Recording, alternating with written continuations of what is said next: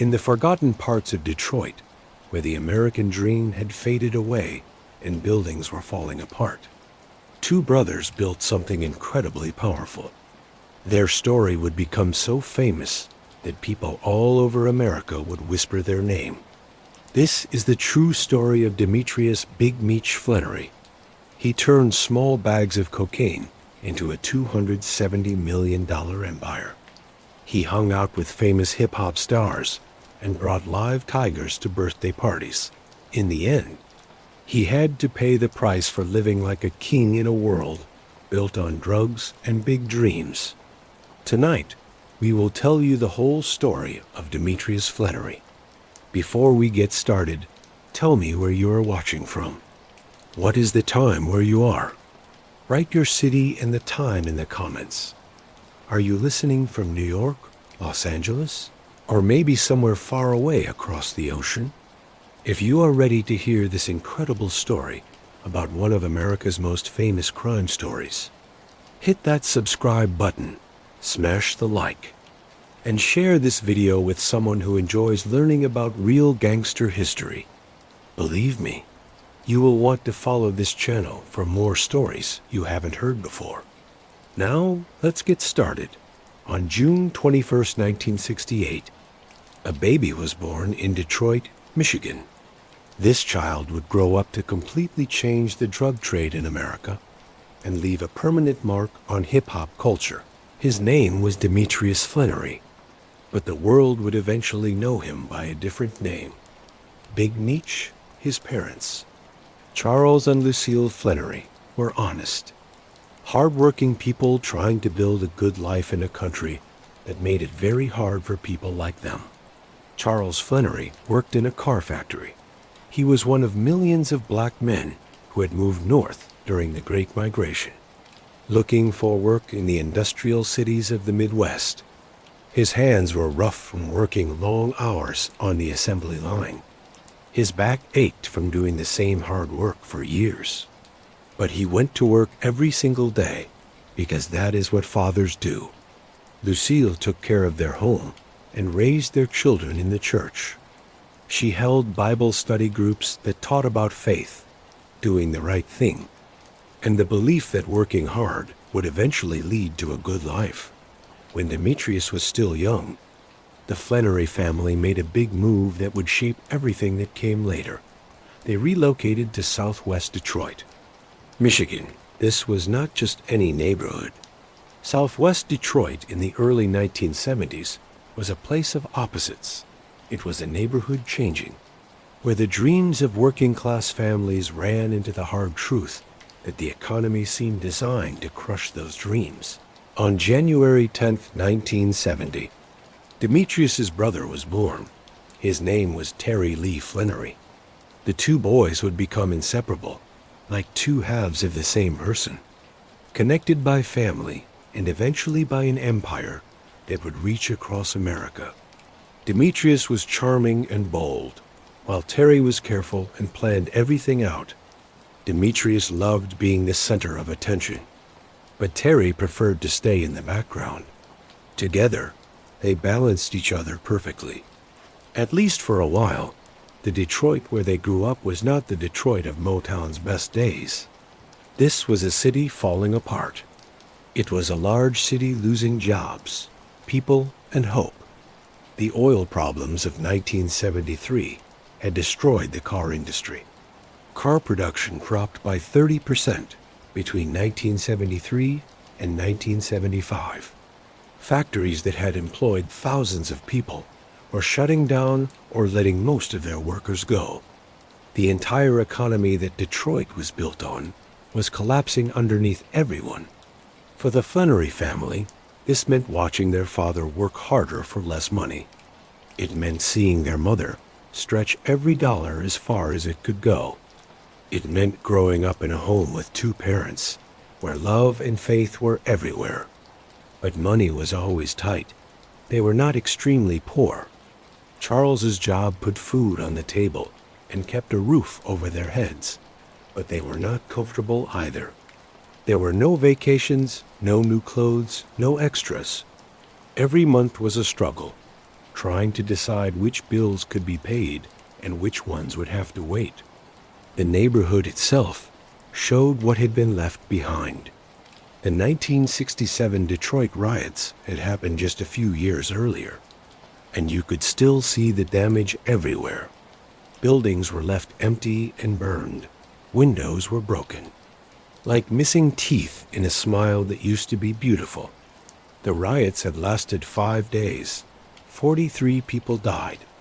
More than 1,000 were hurt, and over 2,000 buildings were destroyed.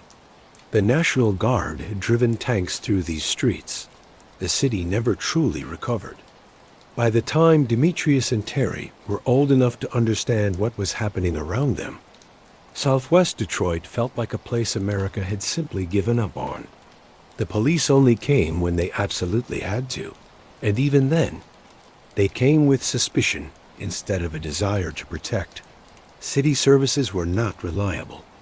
Schools did not have enough money and were too crowded.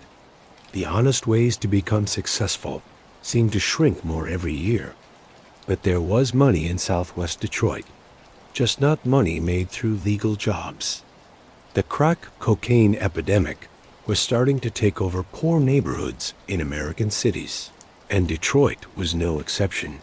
Cocaine, which used to be only for rich and famous people, had been turned into a cheap, very addictive drug that could be sold on street corners for $5 or $10. The drug business was becoming like a big industry, and young men in neighborhoods like Southwest Detroit were paying close attention. Demetrius and Terry watched all of this happen right from their front porch. They saw the dealers on the street corners. They saw the cars those dealers drove. They saw the money they spent. They saw men barely older than themselves, wearing gold chains and brand new clothes. Men who were not destroying their bodies in factories for wages that could not even support a family. These men had power, respect, money, everything that seemed impossible to get through honest work.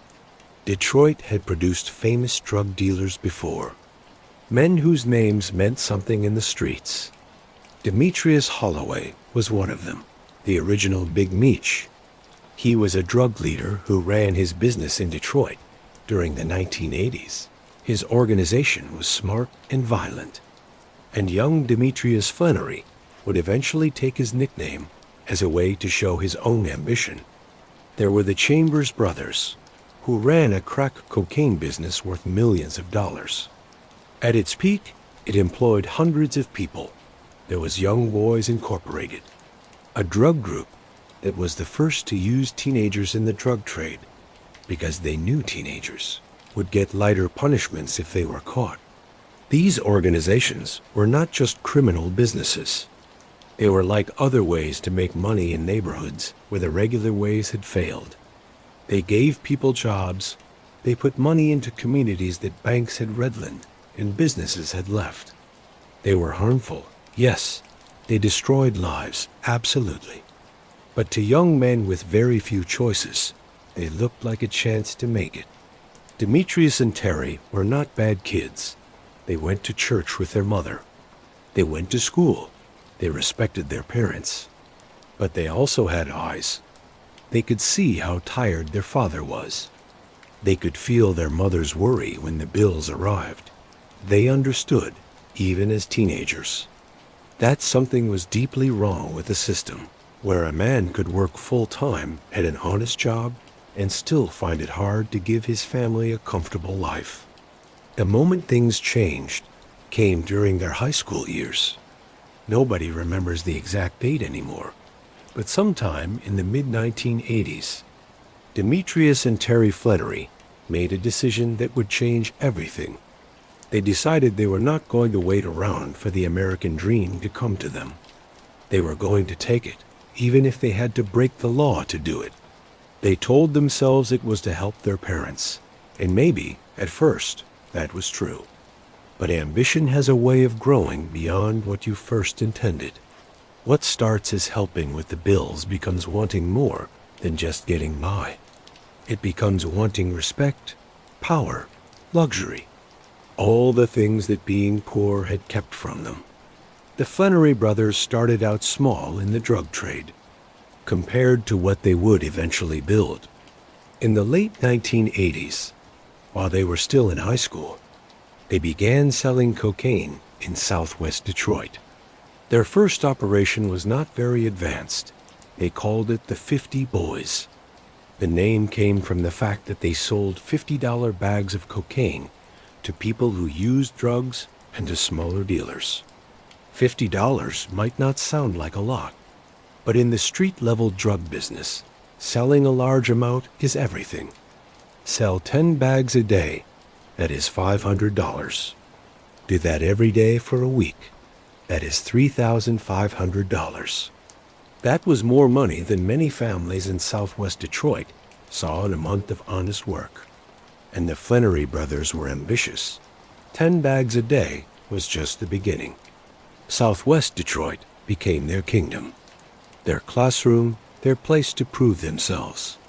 They learned the business from the very bottom. They learned lessons that no school could teach.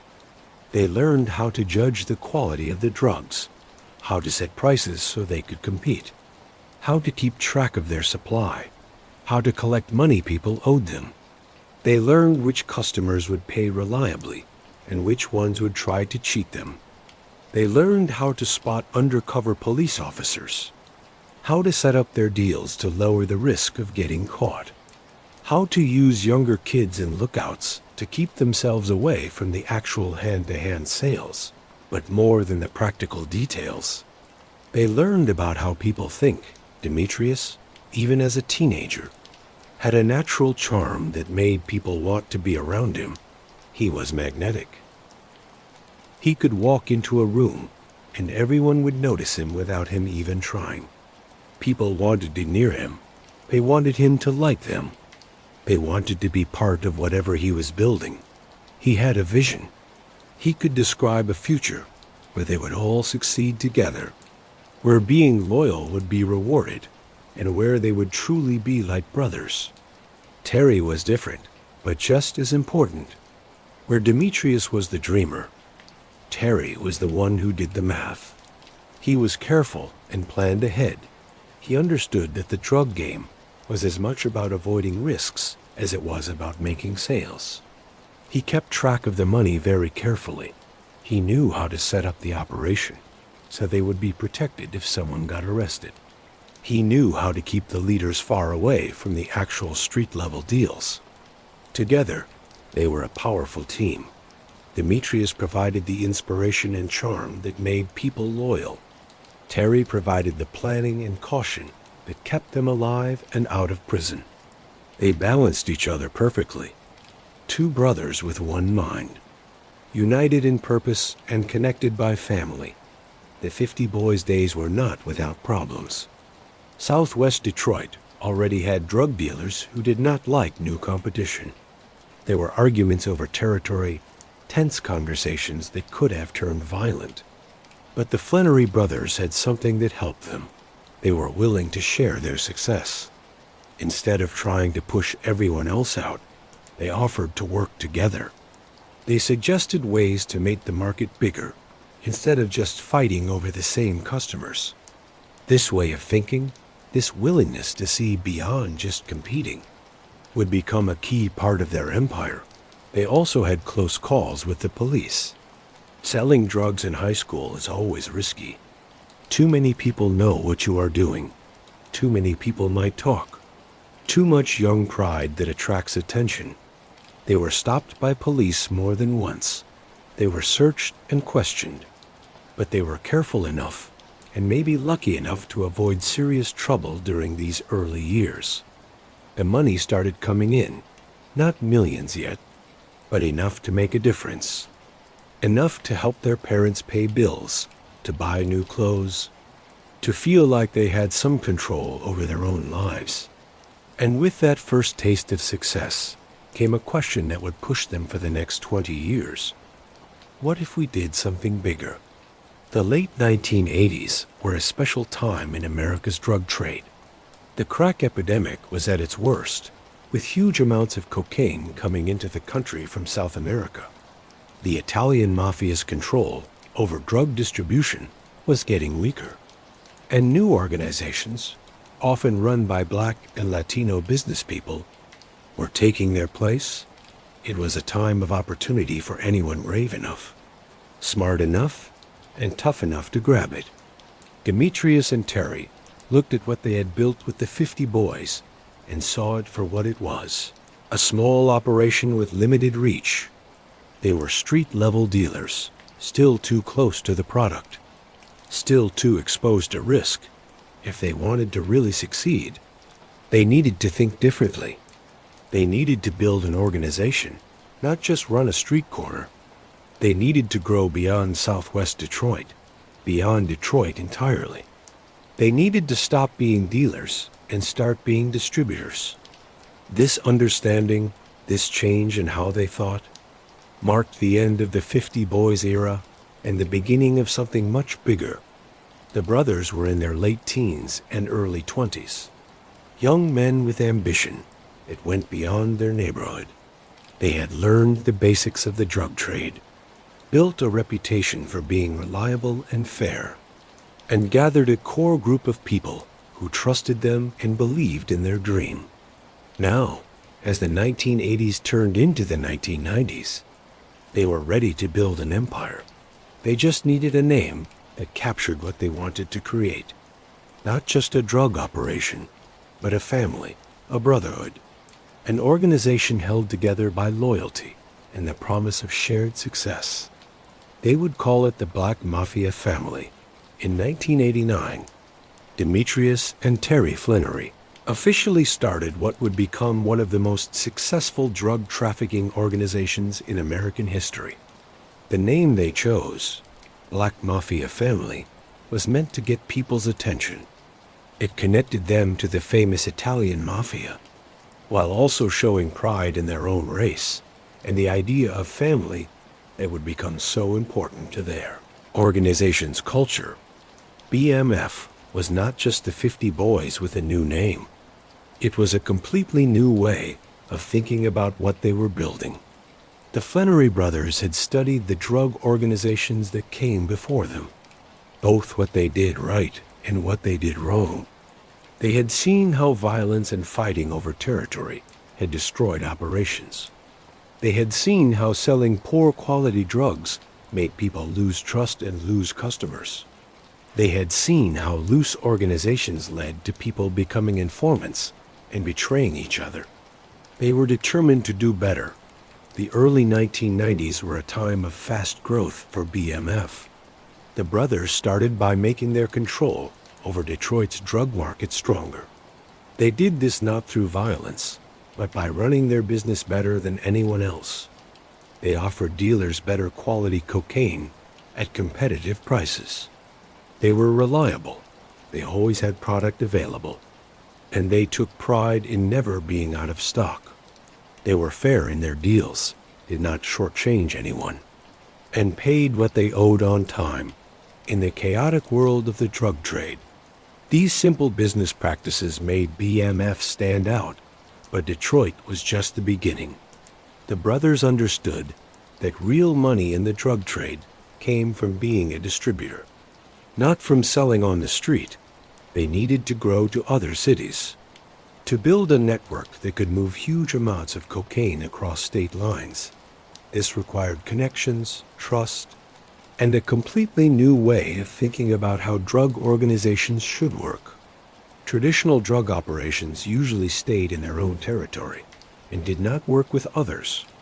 A dealer in one city would not work with a dealer in another city. They were competitors, possible threats. The Flenory brothers saw it differently. What if, instead of competing, dealers in different cities could all be part of the same organization? What if they could create a network across the whole country where everyone benefited from working together? This idea led them to start recruiting in other cities. They traveled themselves to Alabama, to Georgia, to North Carolina, to Tennessee, to Ohio.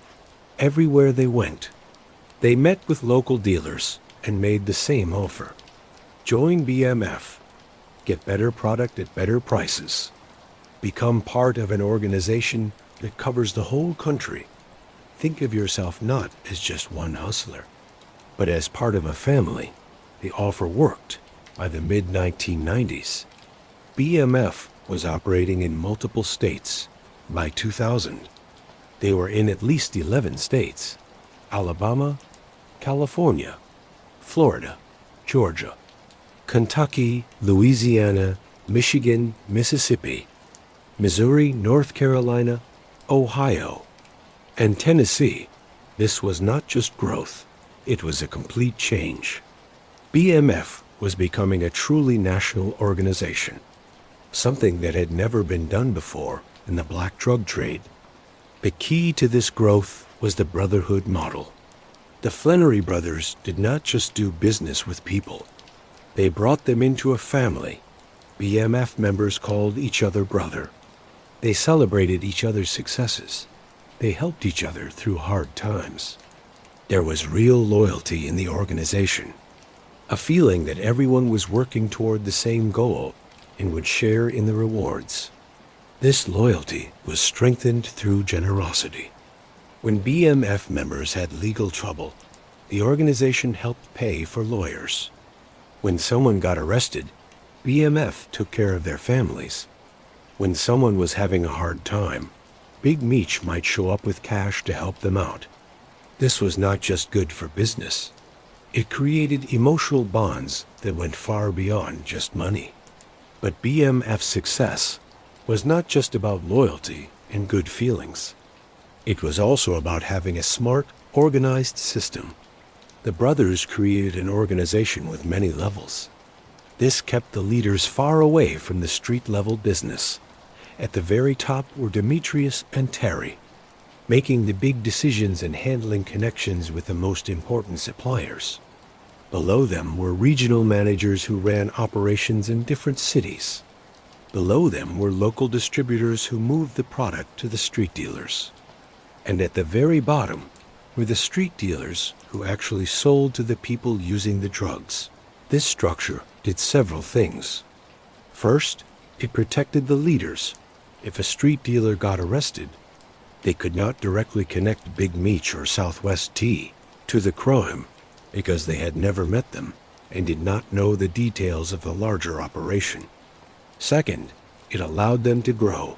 The brothers could manage operations across many states because they were not dealing with every single street-level sale. Third, it created distance that would be useful later for washing the money to make it look clean. The other key to BMF's success was having a reliable source of supply. The brothers made direct connections with Mexican drug cartels. This cut out the middlemen and made sure they always had product at lower prices. These were not casual friendships. Building trust with cartel connections required showing that you could move huge amounts of drugs, pay reliably, and keep everything secret. By the late 1990s, BMF was moving shipments of cocaine, weighing many kilograms on a regular basis. They developed clever ways to transport the drugs, using everything from commercial trucks to personal cars, driven by people who looked completely ordinary. They used hidden compartments, fake vehicles, to draw attention away from the real ones, and constantly changed their routes to avoid the police. The money started flowing in amounts that were hard to believe. We are not talking about thousands anymore, or even hundreds of thousands. BMF was making millions of dollars every month. Later, federal prosecutors would estimate that at its peak, BMF made over $270 million. To help you understand how much that is, it is more than many companies on the Fortune 500 list make in a whole year. But with success came new problems. Running a drug operation in multiple states required legitimate business systems. They could not just keep millions of dollars in cash sitting around. That was not practical, and it was dangerous. They needed to wash the money, to move it into legal businesses and banks where it could be used without attracting attention. The brothers created a network of fake companies, businesses that looked real but mostly existed to process drug money. They bought real estate, property in multiple states. They purchased expensive cars through legal dealers. They hired accountants and lawyers, some who knew the truth and some who maybe did not, to help them handle the complicated financial work of moving illegal money. By 2000, BMF had about 500 members. It operated in 11 states with careful planning and smooth execution. It had direct connections to cartels, smart systems for washing money, and a loyal group of workers connected by the idea of brotherhood. The Flenory brothers, now in their 30s, had built something that had never been done before. But with this success came a very important decision point. The operation had grown so large that running it from just one place was not practical. More importantly, the brothers were starting to have different ideas about what BMF should be and how it should be run. This led to a decision that would shape the next part of BMF's story and eventually help cause its end. They would split their operations between two main cities, with each brother taking primary responsibility for one. The plan to split BMF's operations between two cities made sense on paper. Los Angeles would handle the shipments coming in from Mexico. It was close to the border, had existing connections with cartels, and made it easy to reach the West Coast markets. Atlanta would be the main distribution center for the East Coast and the South, where BMF had its largest number of customers. Southwest T took Los Angeles, Demetrius took Atlanta. This split showed not just geographic logic, but also the brothers' different personalities and ways of thinking. Terry, always the more careful one, liked Los Angeles because it was easier to stay out of sight there. He could keep up his connections, manage the flow of drugs, and operate with the quiet caution that had always been his strength. Los Angeles was a huge city where one more person doing business did not attract attention. Demetrius, on the other hand, was drawn to Atlanta for reasons beyond just moving drugs. Atlanta in the early 2000s was having a cultural rebirth.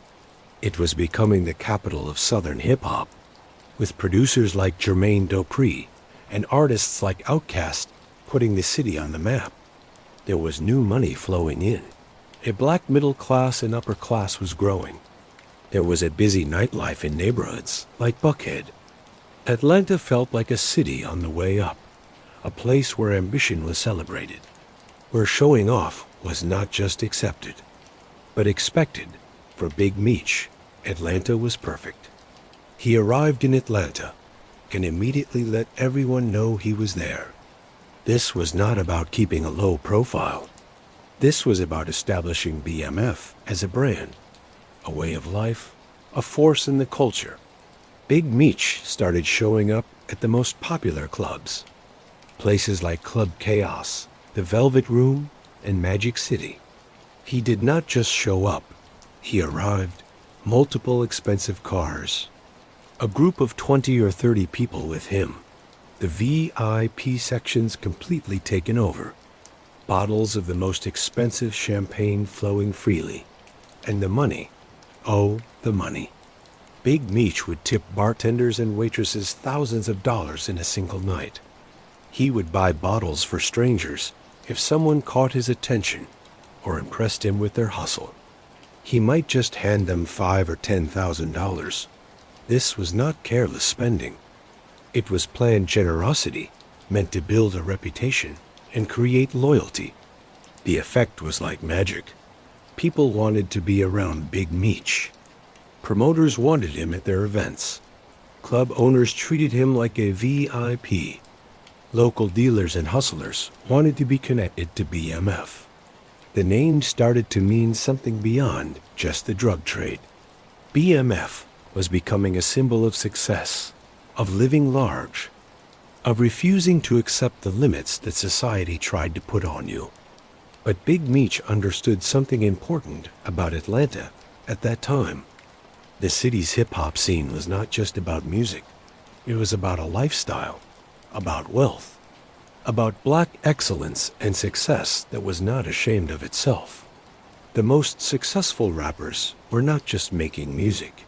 They were creating brands, starting their own record labels, building business empires. They were business owners who also happened to make music. Big Meech saw a chance to make BMF part of this culture. If he could connect BMF to hip-hop, he could create the perfect cover for washing money, while also making the BMF brand seem legitimate in a way that pure drug dealing never could. Music was legal, entertainment was legal, and in hip-hop culture, having a mysterious past or connections to the streets did not hurt your reputation. It actually helped it. This way of thinking led to the creation of BMF Entertainment in the early 2000s. On paper, it was a real record label and promotion company. It released music, promoted artists, put on events, and even published a hip-hop magazine. It looked like a real entertainment business, with offices, employees, and proper business registration papers. In reality, BMF Entertainment served many purposes. Yes, it was a way to wash money. Drug money could be run through the company as entertainment income and come out clean on the other side. But it was also a real business that gave BMF a place in Atlanta's music scene. Big Meech was not pretending to be in the music business. He was actually in the music business. The fact that it was paid for with cocaine money did not change the fact that BMF Entertainment was putting out real music, promoting real events, and building real relationships with famous artists. The main artist signed to BMF Entertainment was Blue Da Vinci, a rapper from Detroit who had been part of BMF's inner circle. In 2005, BMF Entertainment would release his album, The World is BMF. The title showed exactly what Big Meech wanted and how he saw the world. The album had production for well-known names and guest appearances for respected artists. It was a real album, marketed and distributed through legal channels. But BMF Entertainment's biggest impact came from who they knew, rather than the music they put out themselves. Big Meech built relationships with famous artists, especially those in Atlanta's busy hip-hop scene. These were not just casual hellos. These were real friendships built on mutual respect and shared experiences. Young Jeezy, one of Atlanta's most popular rappers in the mid-2000s, became closely connected to BMF. He wore BMF chains in public and in music videos. He mentioned BMF in his song lyrics. The connection was so strong that many people thought Jeezy was either signed to BMF Entertainment or directly involved in the organization. Federal prosecutors would later look into these connections, trying to figure out where real business relationships ended and criminal activity began. Big Meech understood the power of these connections. When a popular rapper wore a BMF chain or mentioned BMF in a song, it was not just free advertising, it was acceptance by the culture. It showed that BMF was more than just a drug operation. It was a lifestyle, a brand, something that successful people wanted to be connected to. The parties became famous. Big Meech would rent out entire clubs, bring in big-name artists to perform, and create events that everyone in Atlanta talked about. These were not just parties.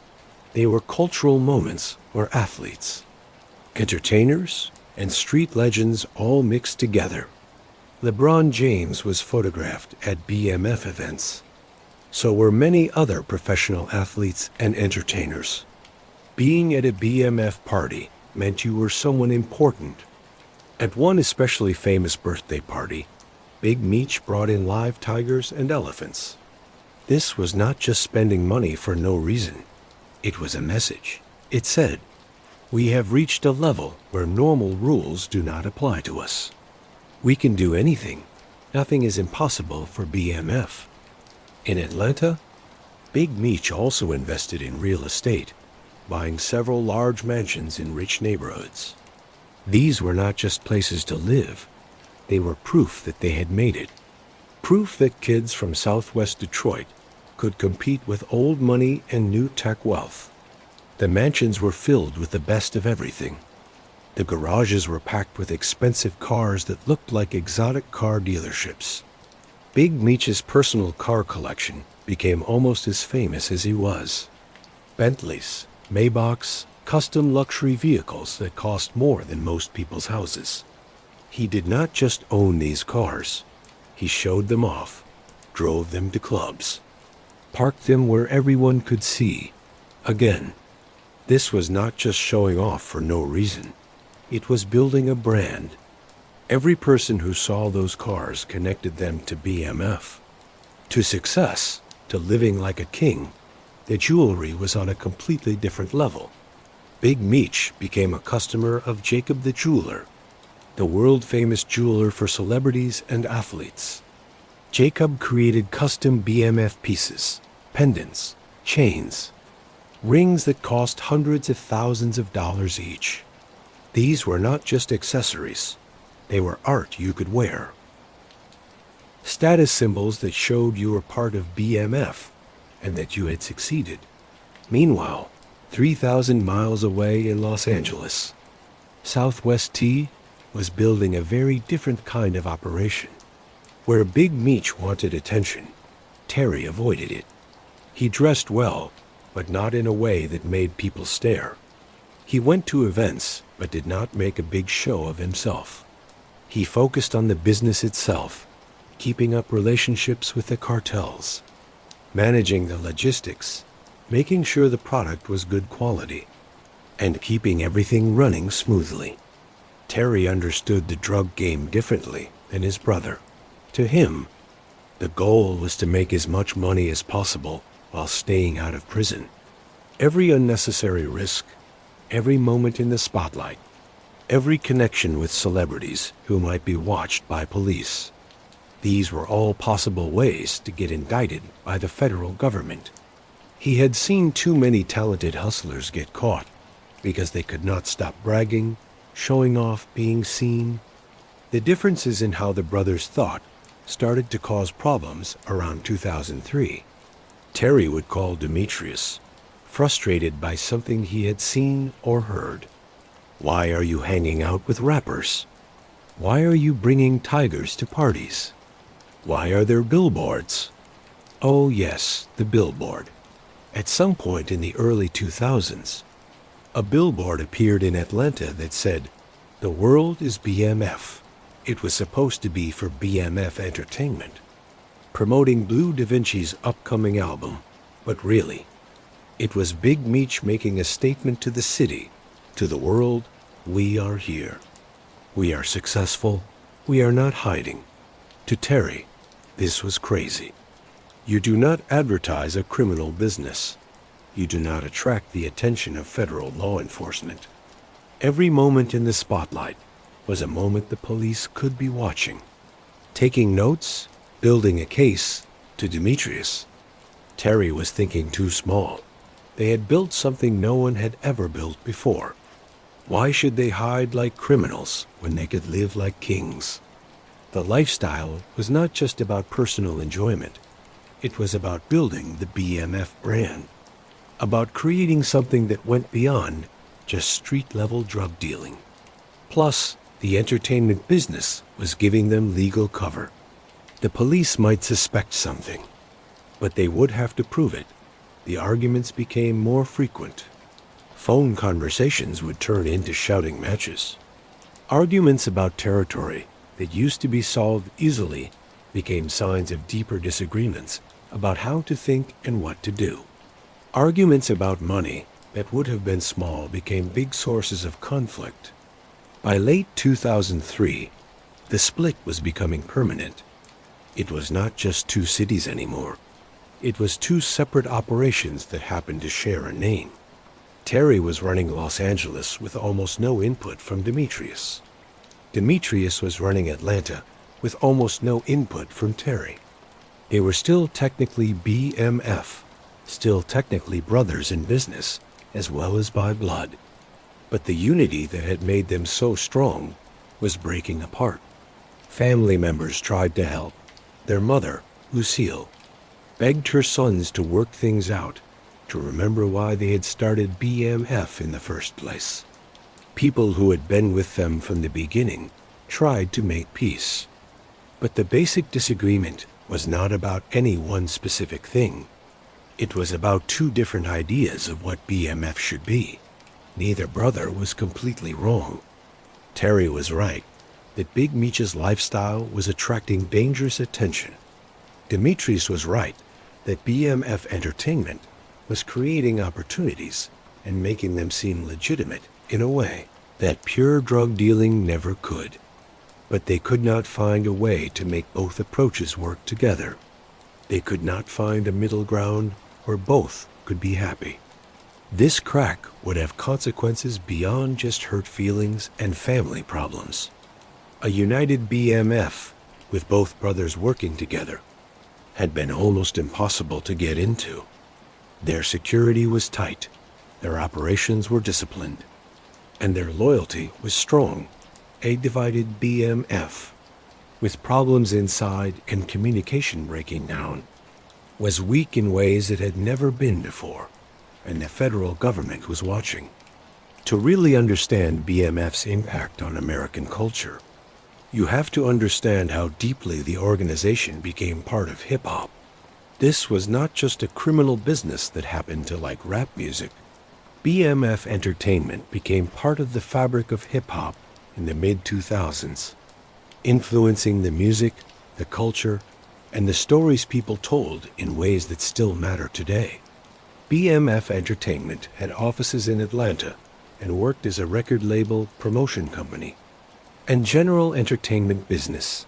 On any given day, you might find famous artists stopping by, producers working on tracks, business meetings about upcoming events, and all the normal chaos of an independent music company trying to make a name for itself. Blue Da Vinci was BMF Entertainment's main artist, a rapper from Detroit who had come up through the BMF circle. His album, The World is BMF, was more than just a project to make himself feel important. It was a real attempt to break into the mainstream hip-hop market. The production was professional, with beats from well-known producers. The guest appearances were real, with features from artists who were respected in the industry. The album's content walked a fine line between celebrating the BMF lifestyle and being able to deny any actual criminal activity. Songs talked about luxury, success, and street credibility without actually admitting to drug trafficking. This was an art form in itself. Hip-hop had always had a complicated relationship with street credibility, where artists wanted credit for being connected to the streets without actually confessing to crimes. But BMF Entertainment's real influence came through its promotional activities and connections. Rather than album sales, Big Meech understood that in hip-hop, who you knew mattered as much as what you created. He set out to build relationships with every major artist, producer, and music executive who came through Atlanta. Young Jeezy's relationship with BMF was the most visible and important. Jeezy, whose real name is J. Wayne Jenkins, was becoming one of Atlanta's hottest new artists in the mid-2000s. His music captured the reality of trap life, the drug dealing, the violence, the struggle, and the desire for more.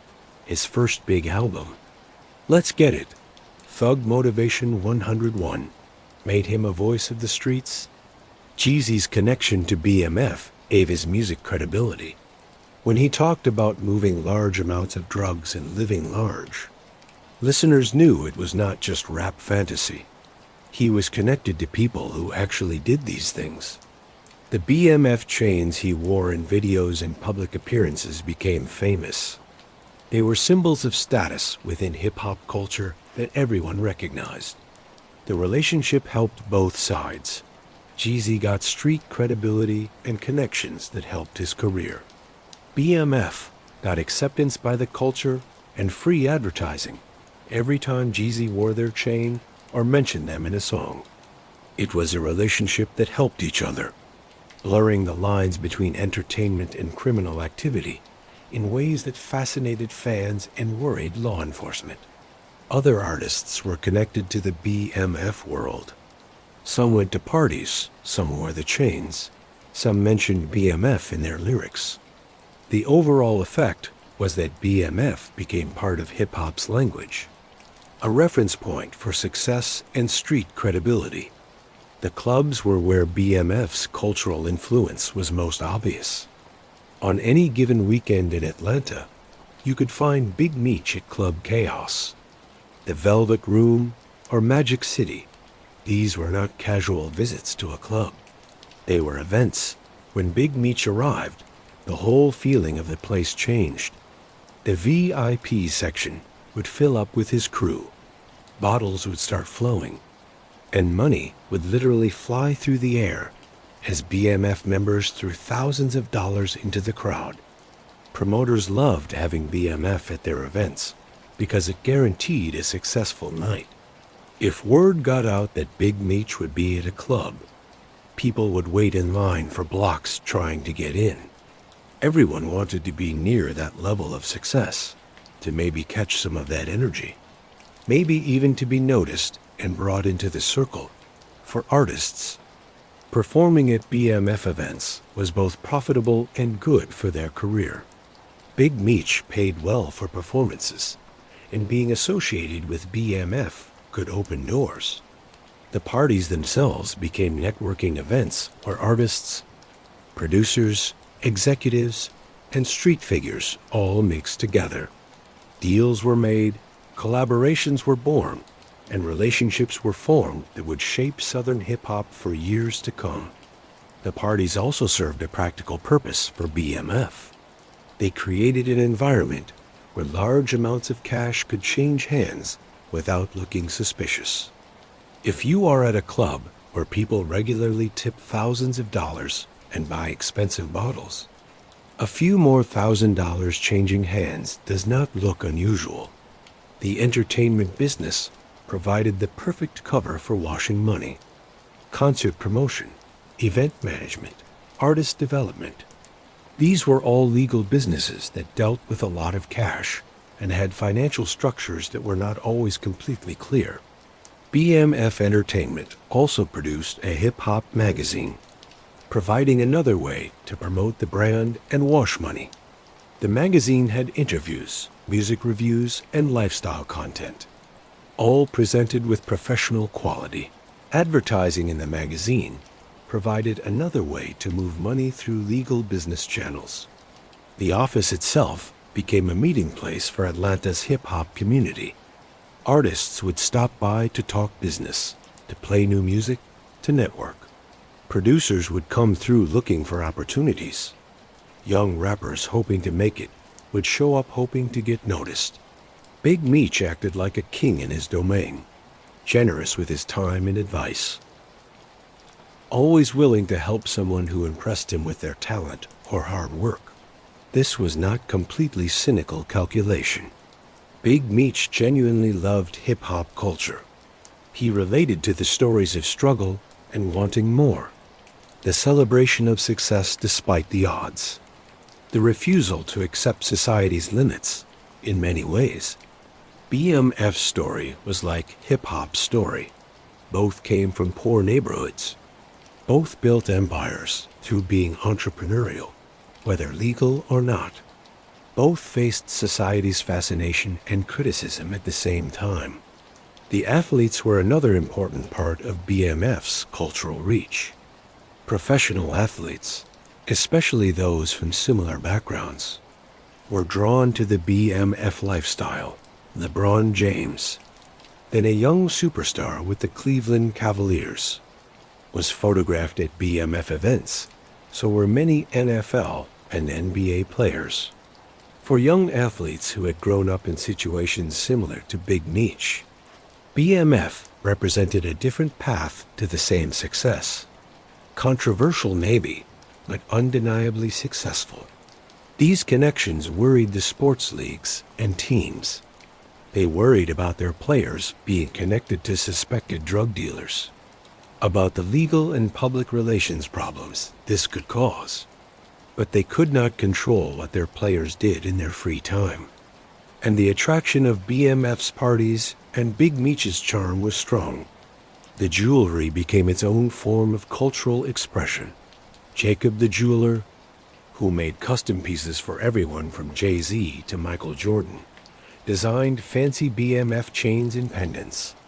These were not just expensive, they were works of art, covered in diamonds and precious metals, weighing pounds, costing hundreds of thousands of dollars each. BMF members wore these chains as symbols of belonging and status. If you had a BMF chain, especially one given to you by Big Meech himself, it meant you were family, you were successful, you were somebody. The chains appeared in music videos, at award shows, in magazine photo shoots. They became as recognizable as any company logo. The cars were another part of the BMF image. Big Meech's collection included multiple Bentleys, including custom models that cost more than most houses. He had Maybachs, the ultra-luxury Mercedes brand favored by rappers and executives. He had custom vehicles built exactly how he wanted them, with fancy sound systems, luxurious interiors, and special paint jobs. These vehicles served many purposes. They were transportation, certainly, but they were also moving advertisements for the BMF brand. When Big Meech pulled up to a club in a $300,000 Maybach, everyone noticed the message was clear.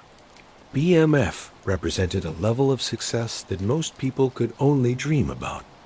The influence extended beyond Atlanta in Los Angeles. Despite Southwest T keeping a lower profile, BMF's connections reached into the entertainment industry. In Detroit, where BMF had started, the organization was legendary. In every city where BMF operated, there were young rappers and producers who wanted to be the next one to get BMF support. This cultural influence would outlast the organization itself. Years later, after the arrests and trials, hip-hop artists continued to mention BMF. The name appeared in songs by Drake, Lil Wayne, Jay-Z, Rick Ross, and many others. Each mention kept the legend alive, introducing new generations to the BMF story. In 2010, Rick Ross released BMF, Blowing Money Fast, a song featuring Styles P. It became a huge hit. The song celebrated the BMF lifestyle, with Ross rapping over a hard-hitting beat about living large and moving drugs. The chorus, I think I'm Big Meech. Larry Hoover compared Big Meech to one of the most famous gang leaders in American history. The song introduced millions of listeners who had not been paying attention in the mid-2000s to the BMF story. But all of this cultural influence, all of this success in hip-hop came with a cost. Every music video appearance, every magazine photo, every night at a club was recorded. Federal agents were watching, taking notes, building a case. They saw the lifestyle as proof of money from crime. They saw the relationships with rappers as possible conspiracy. They saw BMF Entertainment not as a real business, but as a way to wash money. Big Meech might have believed that the entertainment business gave him legal cover for his activities. But from the federal government's point of view, it just gave them more evidence. The lifestyle he was building, the culture he was influencing, the brand he was creating, it was all making their case easier to prove. Southwest T had been right to worry. The spotlight was dangerous, and it was getting brighter every day. At the height of BMF's power, from about 2000 to 2005, the Flenory brothers and their organization lived with a level of luxury that seemed almost made up. This was not just success, it was too much. On a scale that even real millionaires and celebrities found impressive, to understand BMF's story, you have to understand not just what they did, but how they lived. Because the lifestyle was connected to the business, and, in the end, to their downfall. The real estate alone was amazing. BMF owned 13 mansions worth millions of dollars, spread across the United States. These were not just houses, they were estates. The kind of places you see in luxury real estate magazines with many bedrooms, large yards, home theaters, indoor pools, and every luxury you could imagine in Atlanta. Big Meech's main home was a huge mansion in a rich suburb. The house sat on several acres with gates, security systems, and enough room to host the kinds of parties that became famous inside. The decoration was exactly what you would expect from new money with unlimited resources. Expensive furniture, fancy lighting, high-end electronics, and art that might have been chosen for its price tag rather than how it looked. Similar mansions existed in Los Angeles, Detroit, Miami, and other cities where BMF operated. These properties served many purposes. They were homes for the leaders, meeting places for business, party locations, and displays of wealth. They also were good for washing money. Real estate is one of the traditional ways to turn illegal money into legal assets. The car collection grew far beyond what any reasonable person would need. Big Meech alone owned multiple Bentleys. Not just one or two, but a whole group of them. Each Bentley cost between $150,000 and $300,000, depending on the model and custom features. He had Maybach's Mercedes ultra-luxury brand.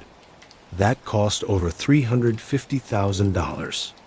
He had Ferraris, Lamborghinis, custom SUVs, and vehicles modified just for him with sound systems that cost more than regular cars. These were not cars that just sat in the garage. Big Meech drove them, showed them off, used them as props for the lifestyle he was building. At any given club appearance, there might be 3 or 4 luxury cars outside with BMF members, each one representing more money than most Americans would earn in 5 years. The jewelry was perhaps the most visible sign of BMF's wealth. Jacob the jeweler, who was based in New York and had built his reputation making custom pieces for celebrities, became Big Meech's main jeweler. Jacob, whose real name is Jacob Arabo, was the jeweler to the stars, making pieces for everyone from athletes to rappers to actors. Having Jacob create your jewelry meant you had reached the highest levels of success. Big Meech's custom BMF chains were famous. Imagine pendants the size of dinner plates, completely covered in diamonds, hanging from chains so heavy they could hurt your neck. We are talking about pieces that cost $200,000, $300,000, sometimes more. These were not small accessories. They were statements, impossible to miss. Designed to get attention and show status, BMF leaders would give these chains as gifts to loyal members, to artists connected to them, to people they wanted to honor. Receiving a BMF chain from Big Meech himself was like being knighted. It meant you were family, you were trusted, you were part of something special. The chains appeared in countless music videos, photos, and public appearances, becoming as recognizable as any company logo. The rings, bracelets, watches, and earrings were just as fancy. Big Meech would wear multiple watches, each one worth more than a new car. Rolex, Patek Philippe, Audemars Piguet. The watches were status symbols within status symbols. Brands that watch collectors and experts recognized as the absolute best. The clothing was designer from head to toe. Gucci, Versace, Louis Vuitton, Prada. BMF members dressed like they were walking red carpets, even for casual club appearances. Custom suits from the best tailors, limited edition sneakers that cost thousands. Every outfit was meant to show success, wealth, and style. But perhaps the most famous display of BMF's luxury was the birthday party with the Tigers. At one of Big Meech's birthday celebrations, accounts differ on the exact year, but it was during BMF's peak. He brought in live tigers and elephants. Not pretend tigers, not decorations with a tiger theme, but actual live tigers and elephants with their handlers. At a private party in Atlanta, the planning alone must have been incredible.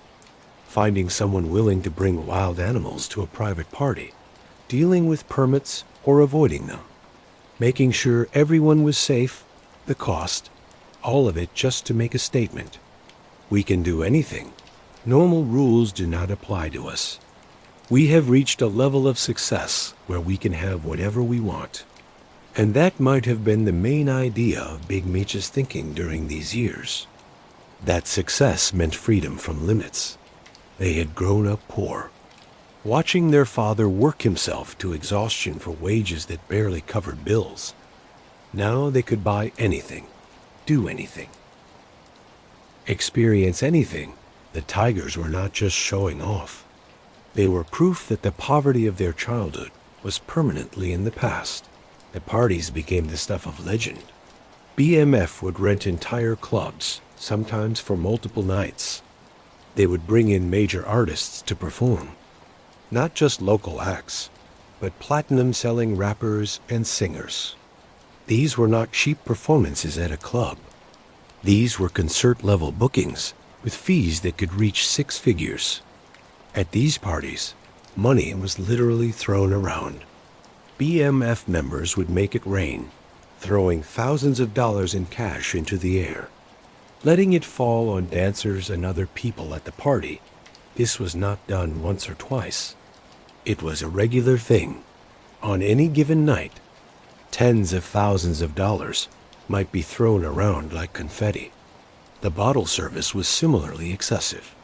BMF would order the most expensive champagne, Crystal, Dom Perignon, rare vintages that cost thousands per bottle, and order them by the case. They would send bottles to strangers' tables, buy rounds for entire sections of the club, tip waitresses and bartenders thousands of dollars in a single night. This generosity extended beyond the clubs. Stories spread through Atlanta's streets about Big Meech helping people. A single mother struggling to pay rent might find an envelope with several $1,000s. A young entrepreneur trying to start a business might get money from BMF. A family facing eviction might have their back rent mysteriously paid. This generosity served many purposes. It built loyalty and affection. People loved Big Meech because he had helped them when they needed it. It built reputation. Word spread about BMF's generosity, making them heroes in communities that felt abandoned by legal institutions. And it served as a form of washing money. Giving away cash in amounts that would not attract attention was one way to reduce the huge amounts of drug money BMF was making. The private jets were another level in excess. BMF did not own jets. That would have created too much of a paper trail and been hard to maintain. But they rented them regularly. Need to fly from Atlanta to Los Angeles? Rent a private jet. Need to bring people from Detroit to Miami for an event? Rent a jet? The costs were huge. Private jet rentals can run $5,000 to $10,000 per flight hour. But for BMF, convenience and style were worth it. The lifestyle extended to BMF members throughout the organization. Not just the Flenory brothers. Regional leaders lived in mansions, drove luxury cars, wore expensive jewelry. Even mid-level members of BMF lived better than most Americans, with nice cars, good homes, and enough money to live comfortably. This was intentional. Big Meech believed in sharing the wealth and making sure that everyone in BMF benefited from the organization's success It was not just about paying people. It was about lifting them up, giving them a taste of the lifestyle, making them care about BMF's continued success. But there was a contradiction at the heart of this lifestyle. Every mansion, every luxury car, every piece of jewelry, every club appearance was evidence. Federal agents building a case against BMF documented everything. They photographed the vehicles, researched the property purchases, traced the jewelry purchases, collected photos and videos from clubs and parties. In the traditional mafia, bosses lived relatively modestly in public, understanding that showing off wealth attracted law enforcement attention. They kept their money hidden, lived in nice but not flashy homes, drove good but not attention-grabbing cars. The most successful ones could retire and die of old age. Having never been convicted of their crimes, Big Meech took the opposite approach.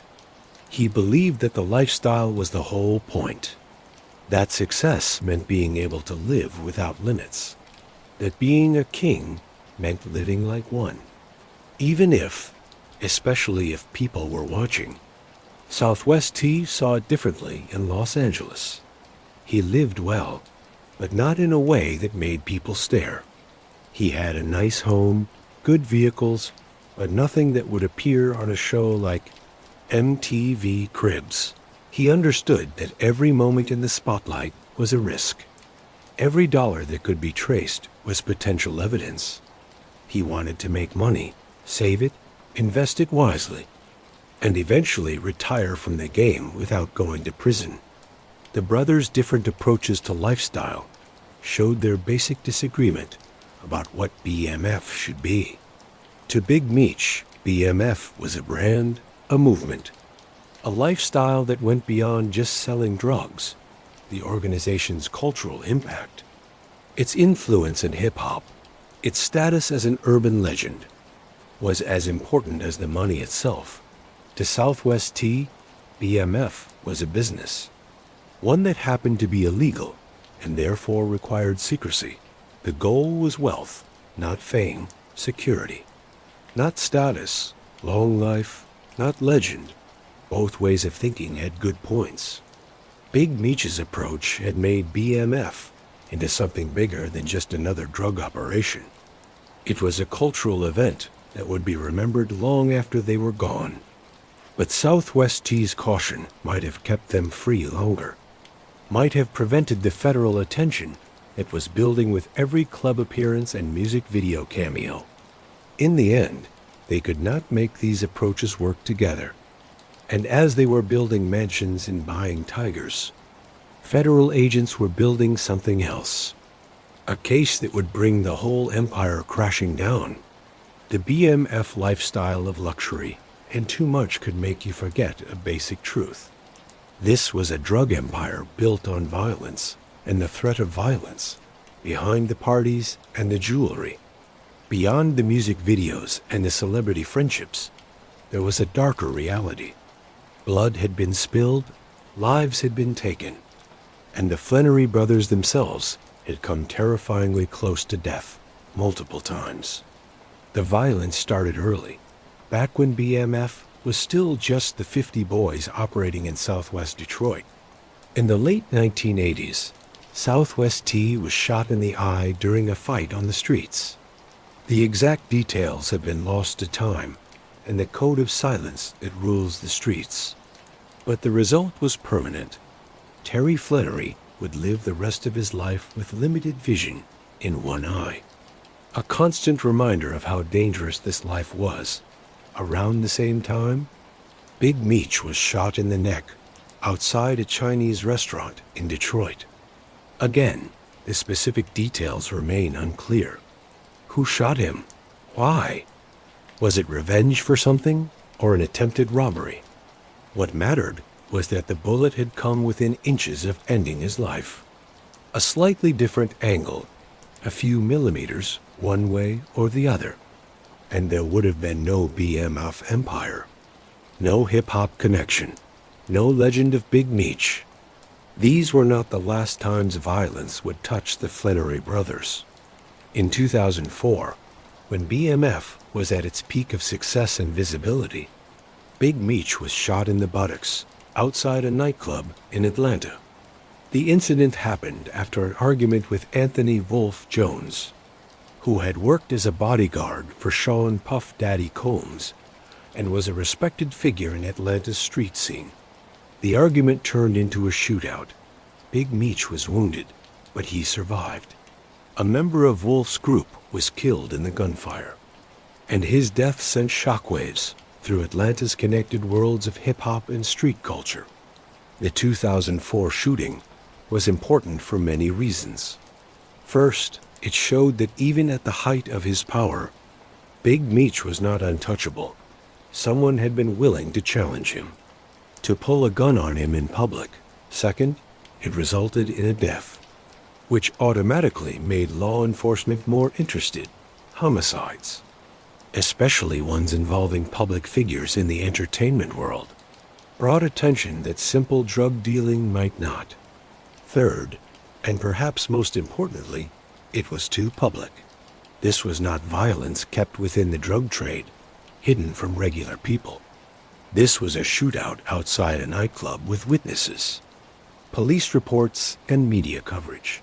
For federal agents building a case against BMF, it was more evidence of a criminal enterprise involved in violence, not just drug distribution.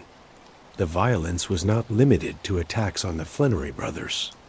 BMF's growth across many states and cities inevitably led to conflicts over territory. Other drug organizations did not always like BMF moving into their markets. Local dealers who chose not to join BMF sometimes found themselves pushed aside, or worse, there were fights over territory, though BMF generally tried to avoid them through their business model of working together rather than taking over by force. But in the drug trade, violence is sometimes unavoidable. Debts must be collected.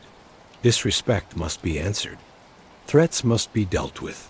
The specific incidents mostly remain unknown. Street violence that went unreported or unsolved. Bodies found in empty buildings. Missing people who were never officially connected to BMF. Internal discipline was another source of violence. An organization as large as BMF inevitably had problems with members who stole from the organization, worked with law enforcement, or broke the code in other ways. These situations required responses that would stop others from doing the same thing. The exact nature of these punishments remains mostly hidden, but in the world BMF operated in, the results for betrayal were severe. For BMF members, the constant threat of violence created a particular kind of stress. You could be making more money than you had ever imagined, living better than you had ever thought possible, and still know that a rival, a robbery crew, or even someone within your own organization might kill you. Being paranoid was rational. Trust was precious, and the tools of violence, guns mostly, were everywhere. The mental toll of living this way is hard to describe. Imagine having more money than you can spend, surrounded by luxury and success, but never being able to truly relax. Every car behind you might be a threat. Every stranger approaching might be an enemy. Every night out might be your last. The BMF lifestyle looked glamorous from the outside, but it came with costs that money could not fix. Some BMF members developed symptoms like PTSD from repeated exposure to violence. Others became hardened, no longer feeling anything about brutality. Still others simply accepted violence as the cost of success, the price you paid for living outside society's rules. The women in BMF's world faced their own dangers. While BMF generally presented itself as a brotherhood focused on male bonding and loyalty, women were present throughout the organization as girlfriends, wives, employees, and sometimes as participants in the business itself. They faced risks from rival organizations, from law enforcement looking to pressure them into working with them, and sometimes from within BMF itself. The constant presence of guns created accidental dangers. 2. BMF members usually carried guns for protection, but guns in the hands of young men in high-stress situations sometimes went off by accident or in moments of bad judgment. Celebrations could turn deadly in seconds. Arguments that might otherwise have been fistfights became shootings because everyone was armed. For the Flenory brothers specifically, survivors' guilt became a factor. They had been shot multiple times. Friends and associates had died while they lived. This created a complicated emotional burden: gratitude for surviving, guilt over others' deaths, and a growing feeling that their luck might eventually run out. Big Meech sometimes talked about feeling invincible, like he was meant for greatness and protected by fate. This belief might have been a psychological defense, a way to cope with the constant danger. If you believe you are meant to succeed, it is easier to take risks, to push forward despite the threats. Southwest T, characteristically more cautious, worried constantly. Every phone call from Detroit or Atlanta brought fear that someone had been killed. Every news report of a shooting in a city where BMF operated made him wonder if it involved their organization. His partial blindness from the earlier shooting was a permanent reminder of how vulnerable they were. The 2004 shooting outside the Atlanta nightclub marked a turning point. It was too visible, too messy, too connected to the public image Big Meech had built. Wolf Jones's death meant homicide detectives were involved. Not just drug officers. Witnesses had to be interviewed. The shooting had to be investigated. For federal agents already building a drug trafficking case against BMF, the shooting provided additional charges to consider and additional pressure they could apply. Members who had been present during the shooting could be charged as accomplices or witnesses to homicide.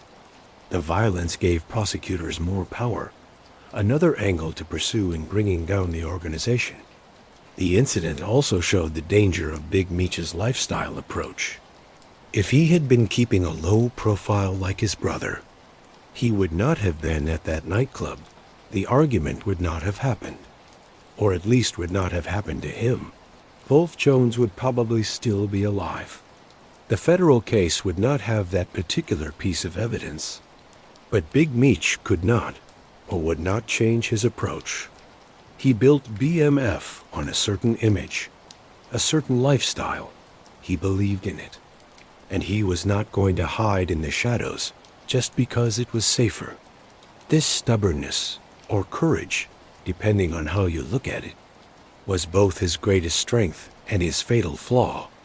The violence and its consequences made the split between the brothers worse.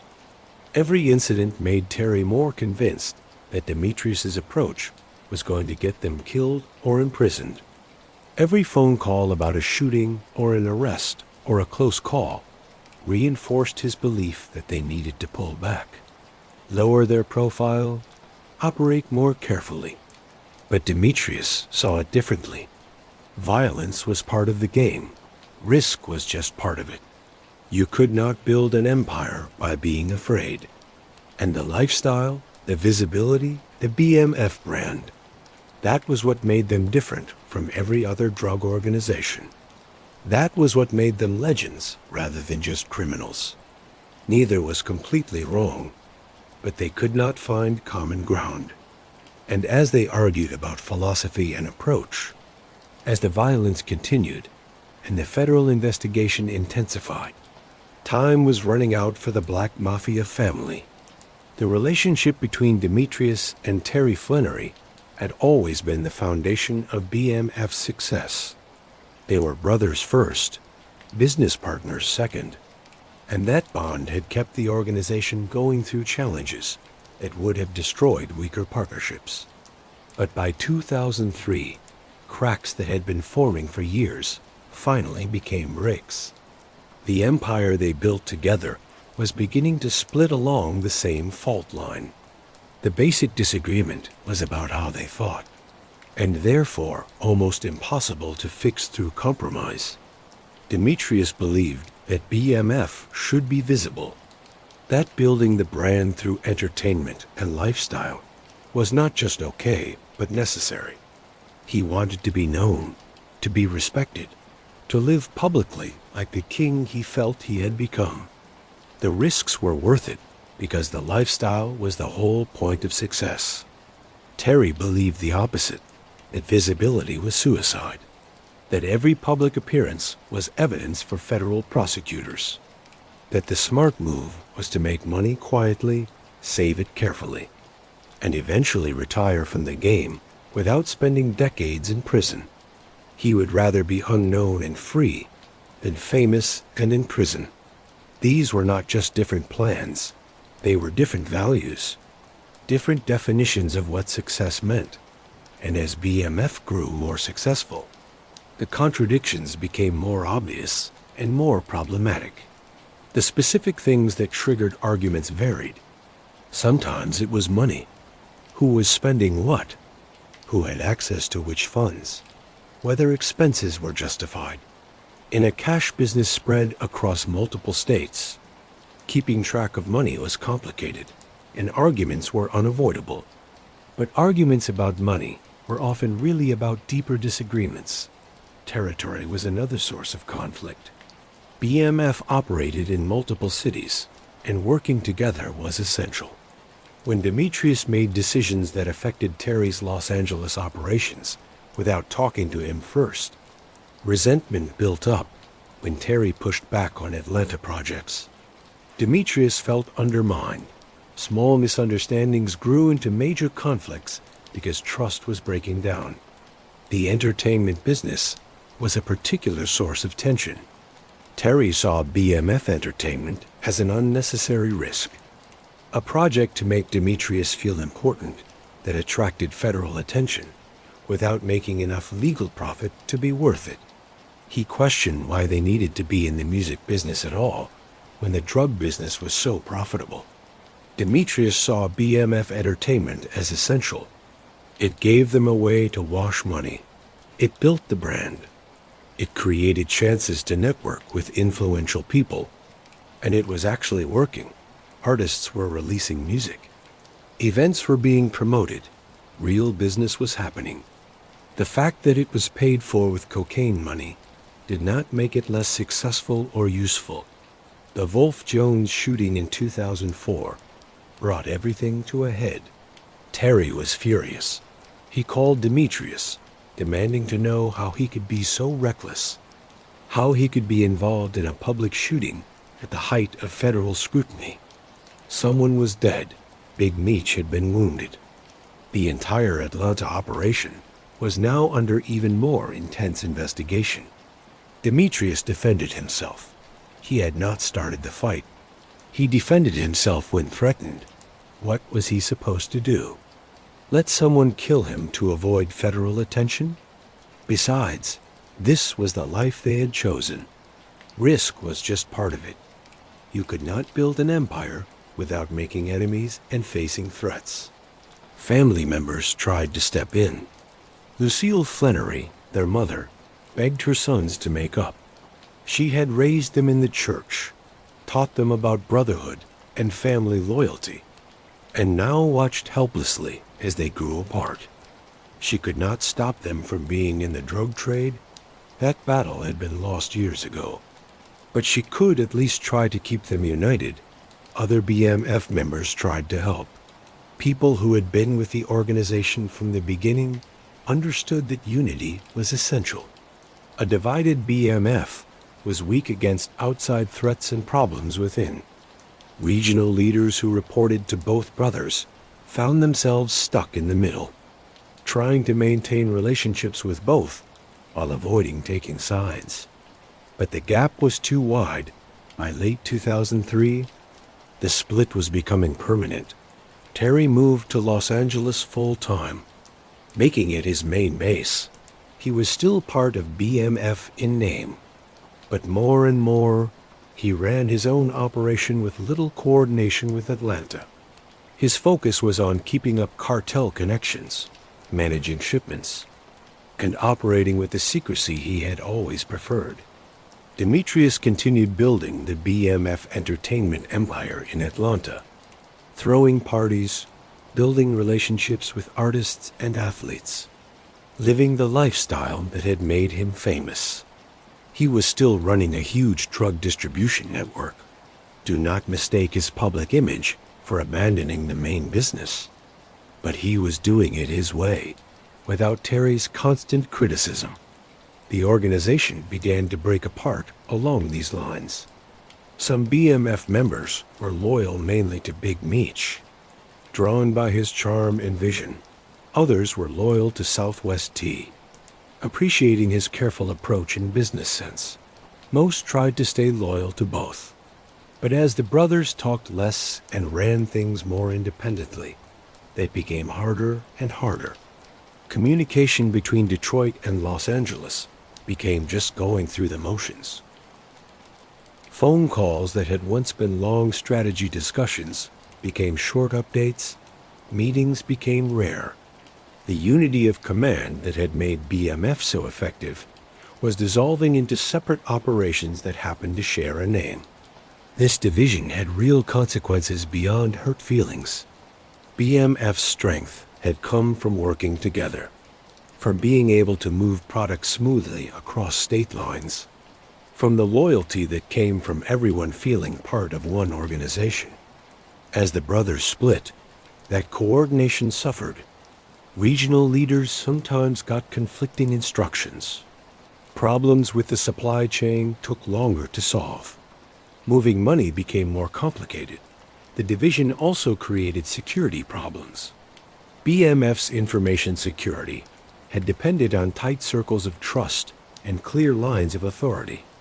When you break that structure, information flows differently. Security gets weaker, and problems appear. People who might have been kept out of sensitive information because they reported to the wrong brothers suddenly needed access. Others who should have been included were left out because of the political split. Federal investigators noticed the division. They had been watching BMF for years, tracking the organization's operations, documenting its structure. When the brothers split, when how they communicated changed, when the organization's unity wavered, the investigators noticed, and they understood that a divided empire might be easier to get into and prosecute than a united one. Informants found opportunities in the division. Someone loyal to one brother might be willing to provide information about the other's operations. Someone stuck in the middle might be pressured to choose sides in ways that made them vulnerable to federal pressure. The cracks in the organization's unity created cracks in its security. The personal pain for both brothers was real. They built BMF together. From selling $50 bags in Southwest Detroit to running a national empire, they had survived being shot, avoided arrest for years, become millionaires many times over. They had done it together, united by blood and shared purpose. Now they were barely speaking. Family gatherings became awkward. Associates had to carefully navigate the politics of maintaining relationships with both.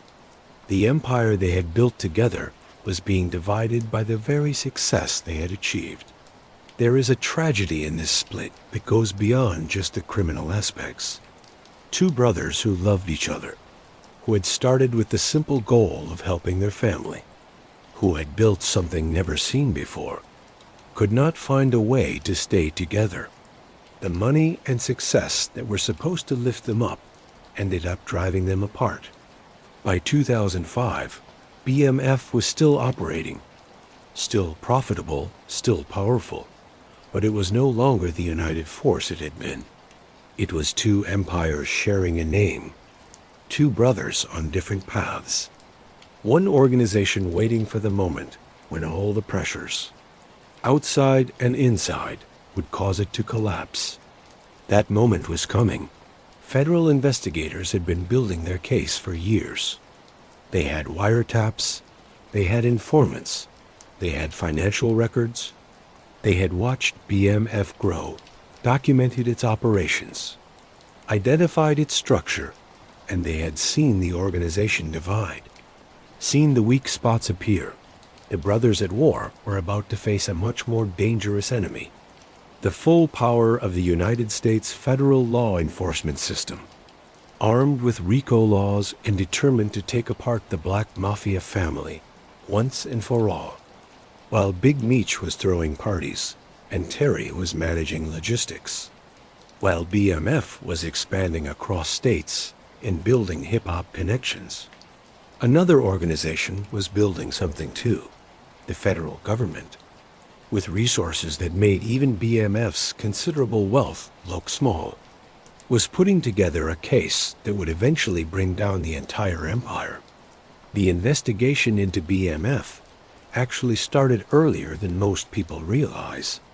In the early 1990s, before the organization even formally called itself the Black Mafia Family, the Drug Enforcement Administration had noticed patterns in Detroit's cocaine trade, signs of an organization that was more advanced than typical street-level operations. They did not know who the Flenory brothers were yet, but they knew someone was building something significant. By the late 1990s, as BMF expanded nationally, the investigation expanded with it. The D worked with other federal agencies, creating a special team focused specifically on BMF. This was not just local detectives following leads. This was a complete federal operation with surveillance teams, financial analysts, intelligence specialists, and prosecutors all working together toward one goal: taking apart BMF. On October 28, 2003, the investigation reached a new phase with the start of Operation Motor City Mafia. The name itself was significant. Motor City, Detroit's nickname, connected to Mafia, showing that BMF was being investigated as an organized crime enterprise, not just a drug ring. The operation was run by the DES Special Operations Division and was called an OVAN, Organized Crime Drug Enforcement Task Force Investigation, bringing together multiple federal agencies with special skills. The team included D agents, FBI investigators, IRS criminal investigators following the money, ATF agents tracking guns, and prosecutors from the U.S. Attorney's Office. Each agency brought different tools and powers. The D focused on drug trafficking. The FBI brought RICO expertise and experience investigating organized crime. The IRS tracked financial flows and money laundering. The ATF documented weapons violations. Together, they built a complete picture of BMF's operations. The breakthrough came on April 11, 2004. Shabari Hayes, a BMF courier, was pulled over in a routine traffic stop in Missouri. He was driving a 40-foot motor home, and something about the vehicle or his behavior made the officer suspicious. A search of the vehicle, possibly based on a drug dog alert or consent or a warrant. The exact legal basis varies in different accounts.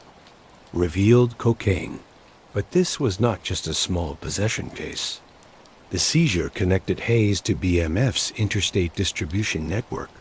More importantly, it gave federal investigators probable cause for additional surveillance and search warrants. The motorhome seizure was like pulling on a loose thread. Follow it far enough, and the whole operation would come apart. The wiretaps were perhaps the most valuable tool. Federal law allows for court-approved wiretaps in drug trafficking and organized crime investigations. And the team got permission to tap phones used by BMF members. These were not just simple phone taps. These were advanced operations that monitored multiple phones, tracked communication patterns, and created a detailed map of BMF's organizational structure. Imagine being a federal agent listening to these calls. You would hear BMF members discussing drug shipments, amounts, locations, timing. You would hear financial discussions. Who owed money?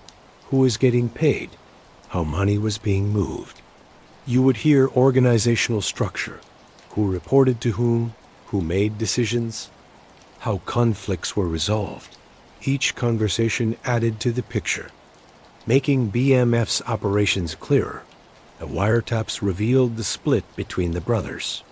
Federal agents listened to tense phone calls between Demetrius and Terry, heard the arguments about lifestyle and strategy, documented the organizational division. They understood that BMF was breaking apart, and they knew this created opportunities for prosecution. But wiretaps alone do not make a case. The government needed proof to back it up. Physical evidence, financial records, and ideally, witnesses who would cooperate. The financial investigation was huge. IRS agents traced money through bank accounts, real estate purchases, vehicle acquisitions, and fake companies. They documented how drug money moved from street sales to various businesses and accounts, appearing as apparently legal wealth. They traced the mansions, 13 properties totaling millions in value. They documented the luxury vehicles, dozens of high-end cars and SUVs purchased through various means. They analyzed BMF Entertainment's finances, showing that its income could not possibly support the lifestyle its leaders enjoyed. Every asset, every purchase, every transaction was documented and analyzed. The investigators also worked to turn BMF members, to convince people within the organization to cooperate with the government. This is standard procedure in organized crime cases. Start with lower-level members. Offer them plea deals in exchange for information about higher-level people. Work your way up the chain until you can charge the leaders, some BMF members.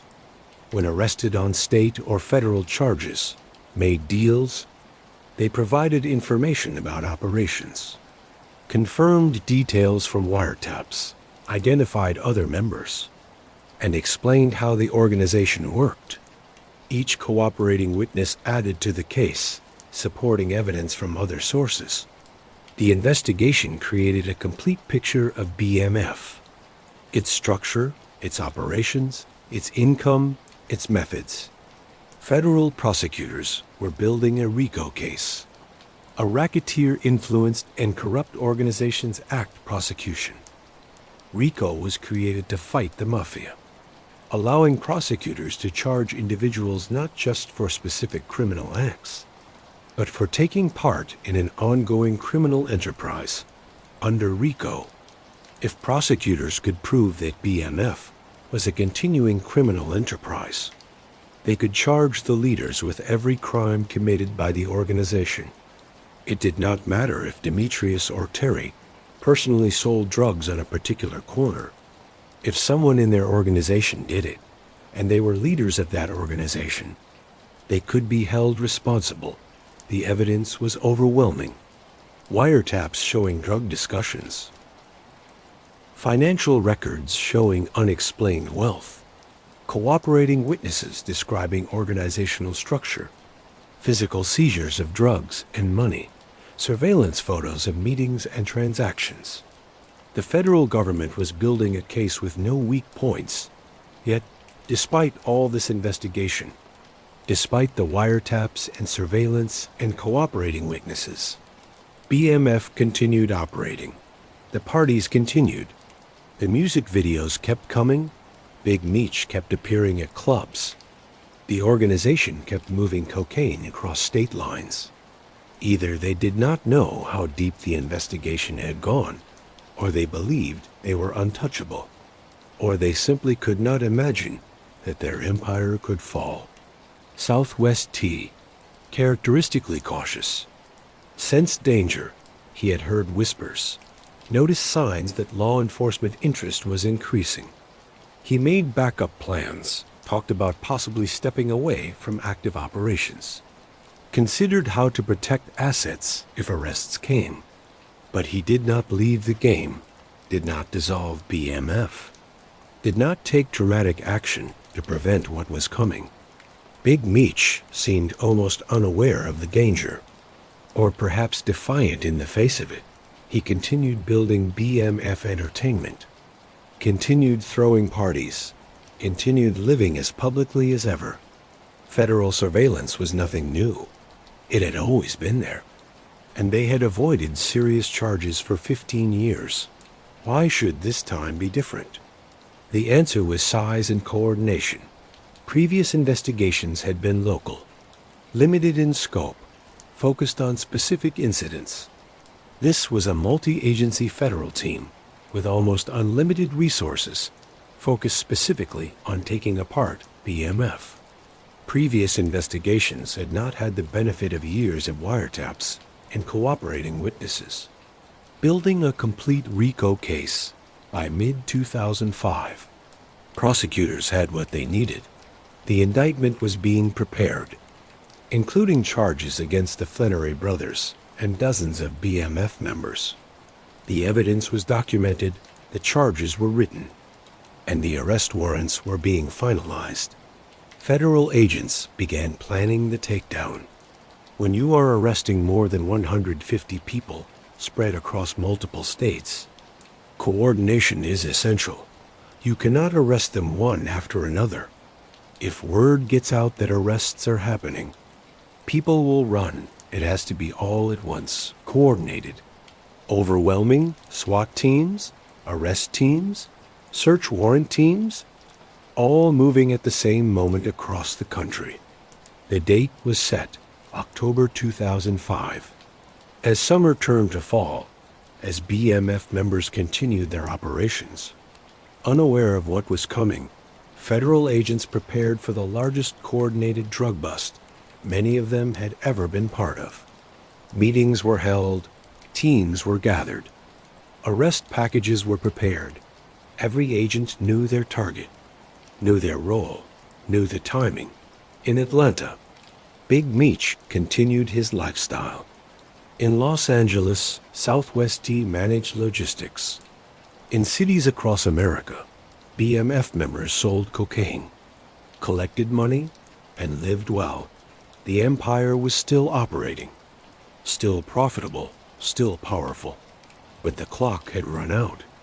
The investigation that began in the early 1990s, that intensified with Operation Motor City Mafia in 2003, that became clear with the motorhome seizure in 2004, was about to end in the takedown that would finish the Black Mafia Family. October 2005 started like any other month for BMF. Business continued, money flowed, life went on, but the federal government had other plans. In offices and conference rooms across the country, federal agents made final preparations for the largest coordinated operation in history against a single drug organization. The morning the raids came, accounts vary on the exact date, but it was October 2005. It started early. Before dawn, SWAT teams, arrest teams, and search warrant teams moved into position across multiple states.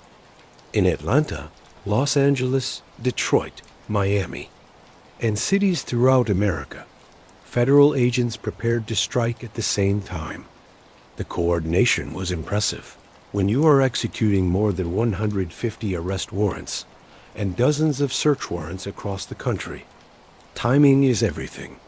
Too early in one location and word spreads. People run, too late, and evidence gets destroyed. Everyone had to move at the same moment, overwhelming BMF's ability to respond or warn others. In Frisco, Texas, Big Meech was located and arrested. The exact details of his arrest, whether he was at a home, whether there was any fight, whether he saw it coming, vary depending on the account. What matters is that Demetrius Big Meech Flenory, the charming leader who had built a cocaine empire from $50 bags, who had partied with hip-hop royalty and lived like a king, was taken into custody by federal agents. In Los Angeles, Southwest T was arrested separately. Terry, who had tried to keep a lower profile, who had warned his brother about too much attention, who had predicted that the lifestyle would bring them down, he was arrested too. The caution that had defined his approach had not been enough. The federal government did not care if you were flashy or quiet. They cared that you were running a criminal enterprise. Across the country, BMF members woke up to federal agents at their doors. Regional leaders, distributors, couriers, associates. Anyone identified as part of the organization was being arrested. SWAT teams broke down doors. Arrest warrants were served. Miranda rights were read. The huge organization that had operated across 11 states was being taken apart in a single warning. The search warrants were just as complete.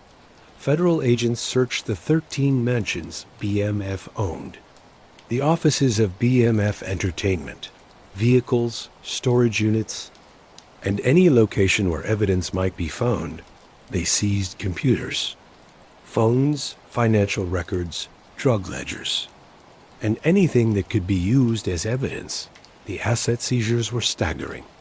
Federal agents seized $21 million in cash, actual physical money found in various locations. They seized luxury vehicles, Bentleys, Maybachs, Ferraris, custom SUVs, the whole fleet that had been such a visible symbol of BMF's success. They seized over 2,500 kilograms of cocaine across the investigation, a relatively small amount considering BMF's scale, but enough for charges. They seized guns, jewelry, and anything else of value connected to the organization. The mansions were seized too, or at least frozen until the government could take them permanently. Federal law allows the government to take assets bought with money from criminal activity. Every property, every vehicle, every asset that BMF had gathered was all subject to being taken. The empire built over 15 years was being confiscated in a day. The news spread quickly. By midday, reports were coming out about a massive federal drug bust. The BMF name started appearing in news coverage. In Atlanta's hip-hop community, word spread that Big Meech had been arrested. Artists, producers, club owners. Everyone who had been part of the BMF scene was in shock. Some probably felt relief. If you had been involved with BMF, even just a little, you had to wonder if you would be arrested too. If your connection would bring federal charges. Others felt genuine grief. Big Meech had been generous, had helped people, and now he was facing what would clearly be serious federal charges. The indictment, when it was unsealed, showed the scope of what the government had built. The Flenory brothers and their associates were charged under the Continuing Criminal Enterprise Statute, essentially the same type of prosecution used against mafia bosses. They were charged with conspiracy to distribute cocaine, money laundering, operating a continuing criminal enterprise, and related offenses. The indictment detailed BMF's operations, the organizational structure, the multi-state distribution network, the Mexican cartel connections, the money laundering through fake companies and legal businesses. It listed specific drug transactions, specific communications recorded on wiretaps, specific acts, specific members on specific dates. This was not a vague accusation. It was a detailed map of BMF's entire operation. Federal prosecutors held press conferences announcing the takedown. They described BMF as one of the largest and most advanced drug trafficking organizations in American history. They mentioned the $270 million in estimated income, the multi-state operations, the hundreds of members. They praised the team's work, the years of investigation that had led to this takedown. For the Flenory brothers, held in separate facilities, the reality was sinking in. They had been arrested before, had dealt with legal problems over the years, but this was different. This was not a local charge they could beat, or a state case they could plead down. This was the federal government with a complete RICO case, with wiretaps and cooperating witnesses and financial evidence. This was serious. The legal system moved slowly, but the first steps moved quickly.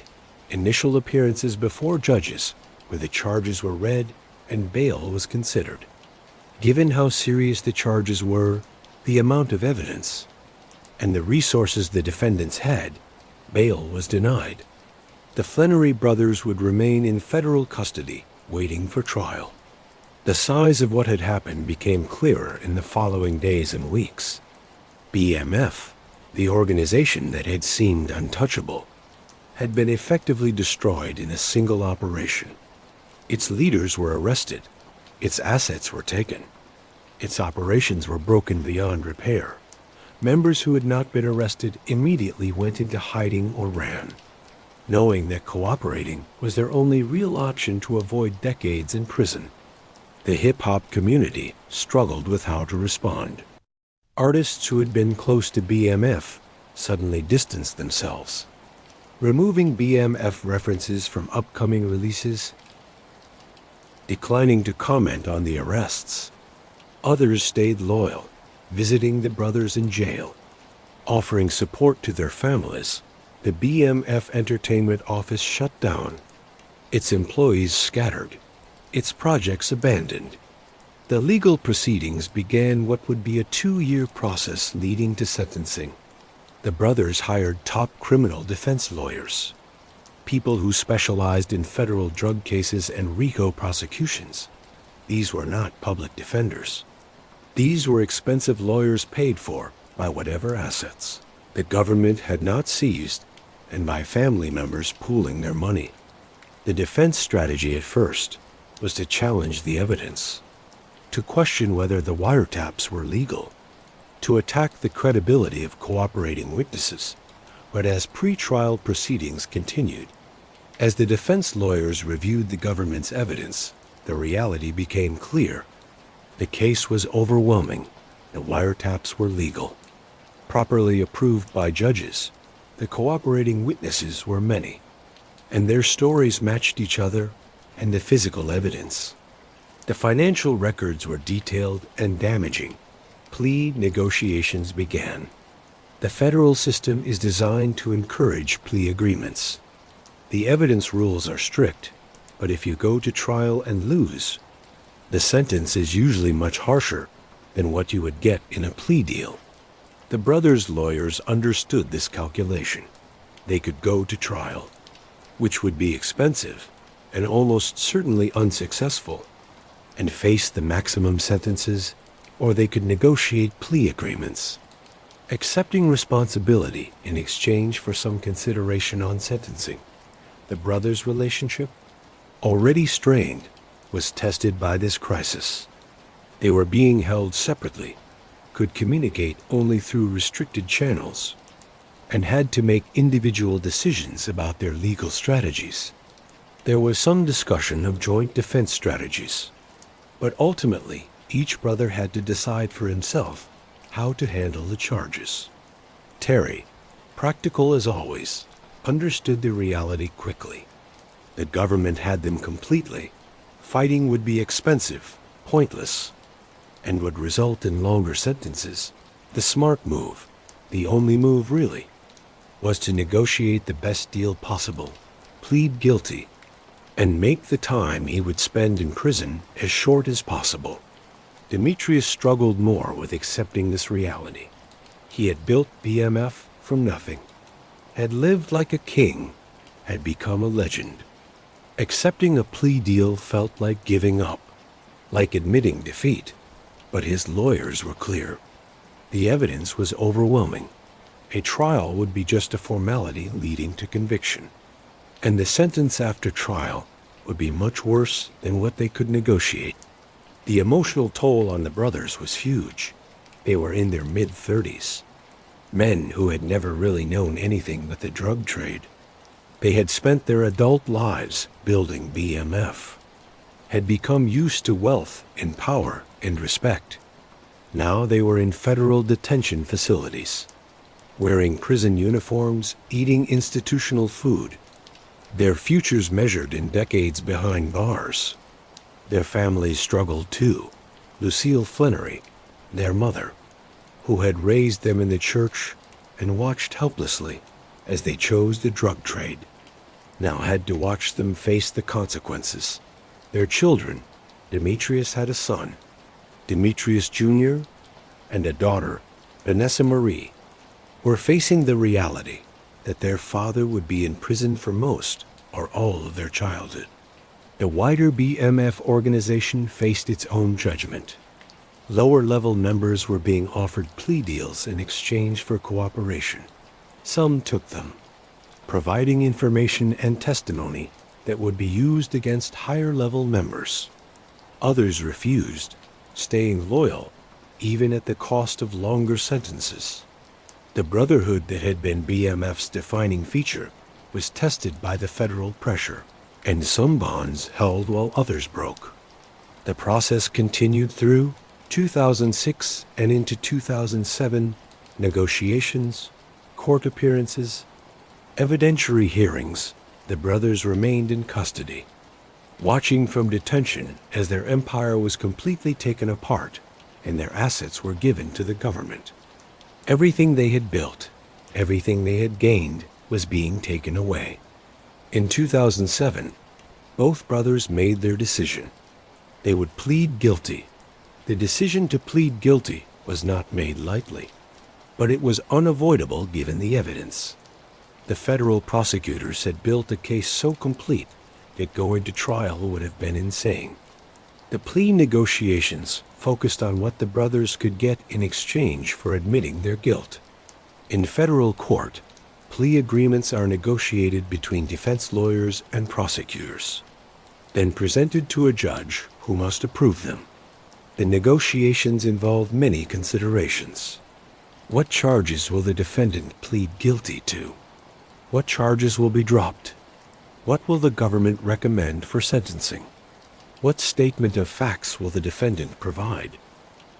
For the Flenory brothers, the main charge was operating a continuing criminal enterprise, the so-called Kingpin Statute. This charge is saved for leaders of drug organizations, people who held leadership positions in enterprises that made a lot of money. Conviction under this statute carries mandatory minimum sentences that are severe. The plea agreements were made separately for each brother. They would each plead guilty to running a continuing criminal enterprise. In exchange, other charges would be dropped or combined into this main charge. The government would recommend a sentence, though the judge would have the final say within the guidelines. The sentencing phase of federal cases involves detailed pre-sentencing investigation and reporting. Probation officers put together detailed reports about the defendants' backgrounds, their roles in the crime, their criminal histories, their personal situations.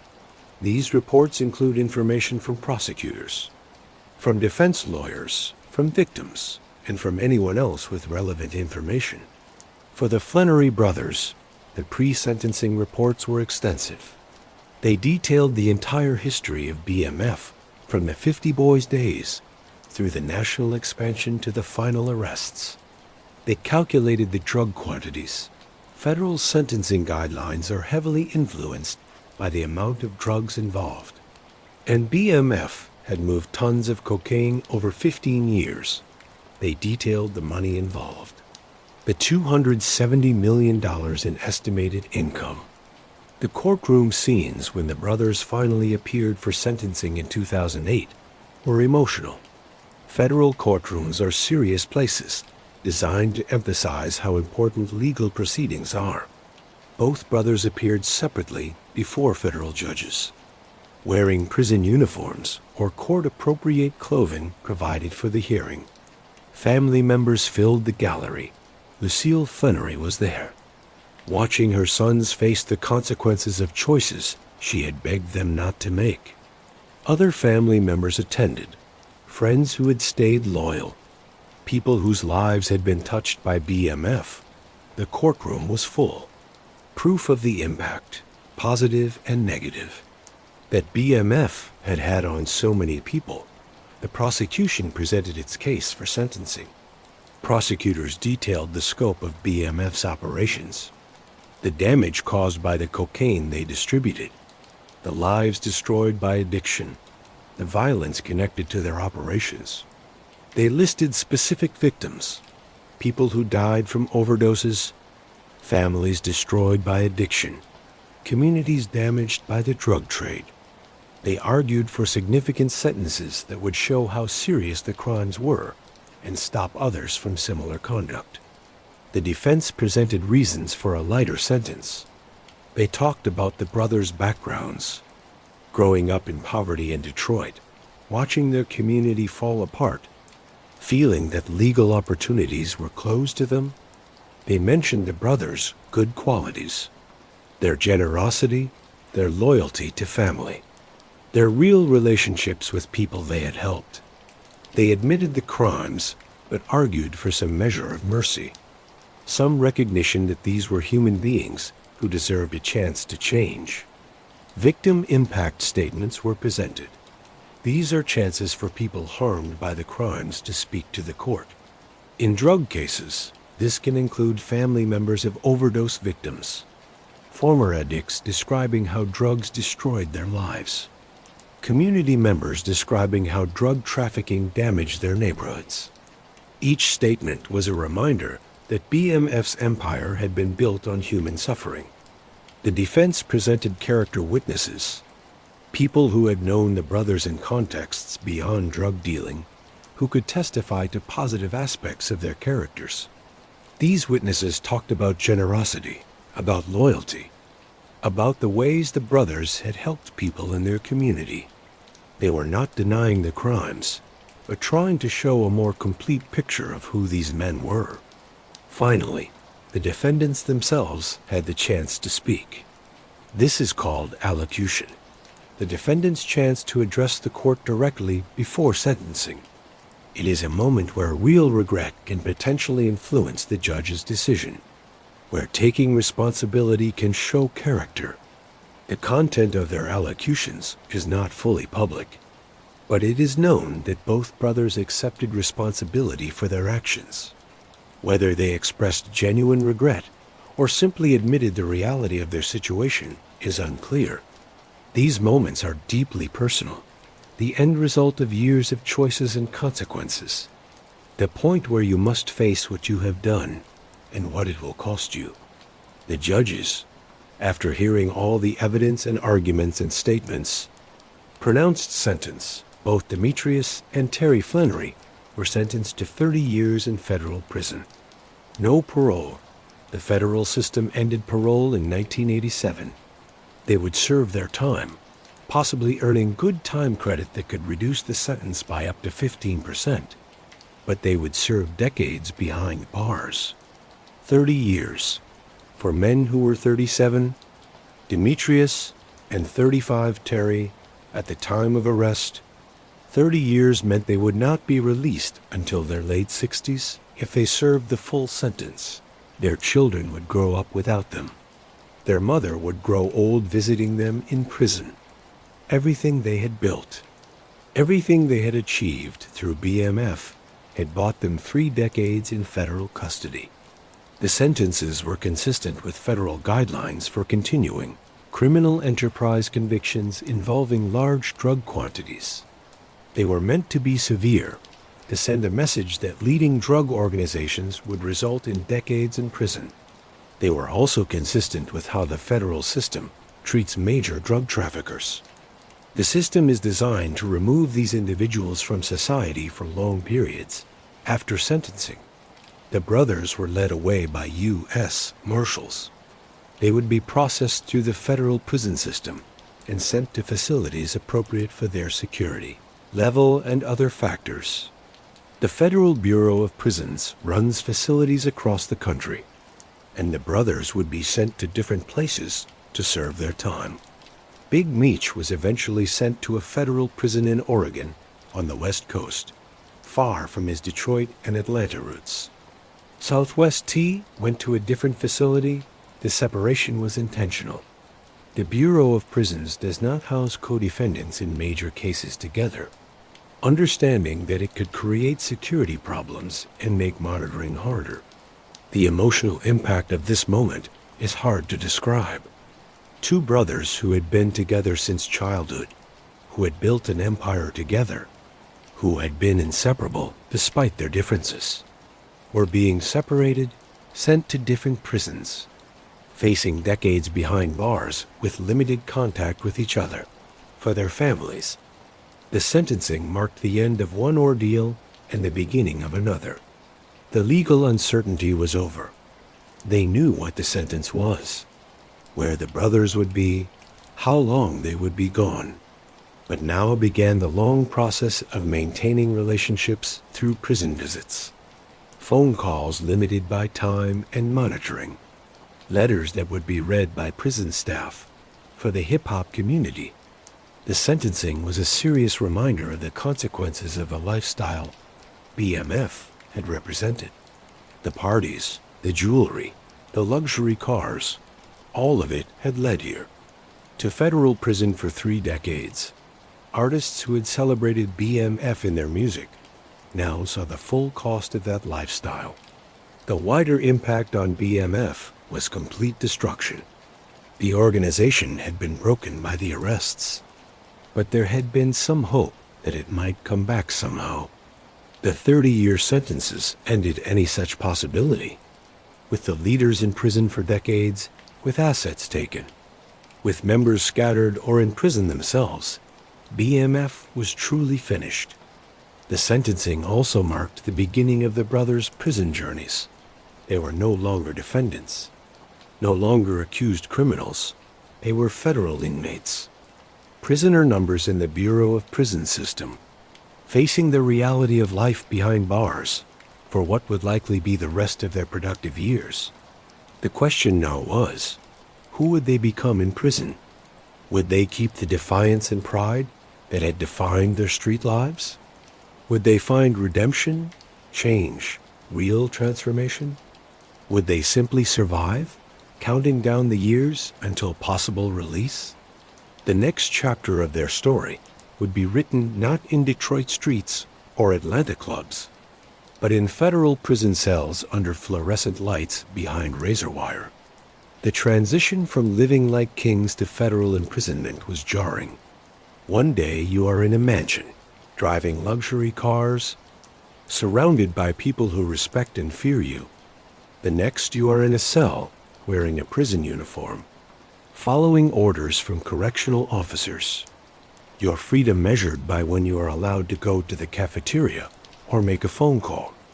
Big Meech initially struggled with this environment. He had been a leader, someone used to making decisions and having them carried out immediately. In prison, he had no authority beyond whatever respect his reputation earned him among other inmates. The correctional officers did not care that he had once run a $270 million drug empire. In fact, that made them watch him more carefully. The Bureau of Prisons classified Big Meech according to their risk assessment rules, given the nature of his conviction, his leadership role, and security concerns. He was likely classified at medium or high security at first. This meant more restrictive conditions, more surveillance, less freedom of movement within the prison. Southwest T adapted better to prison life initially.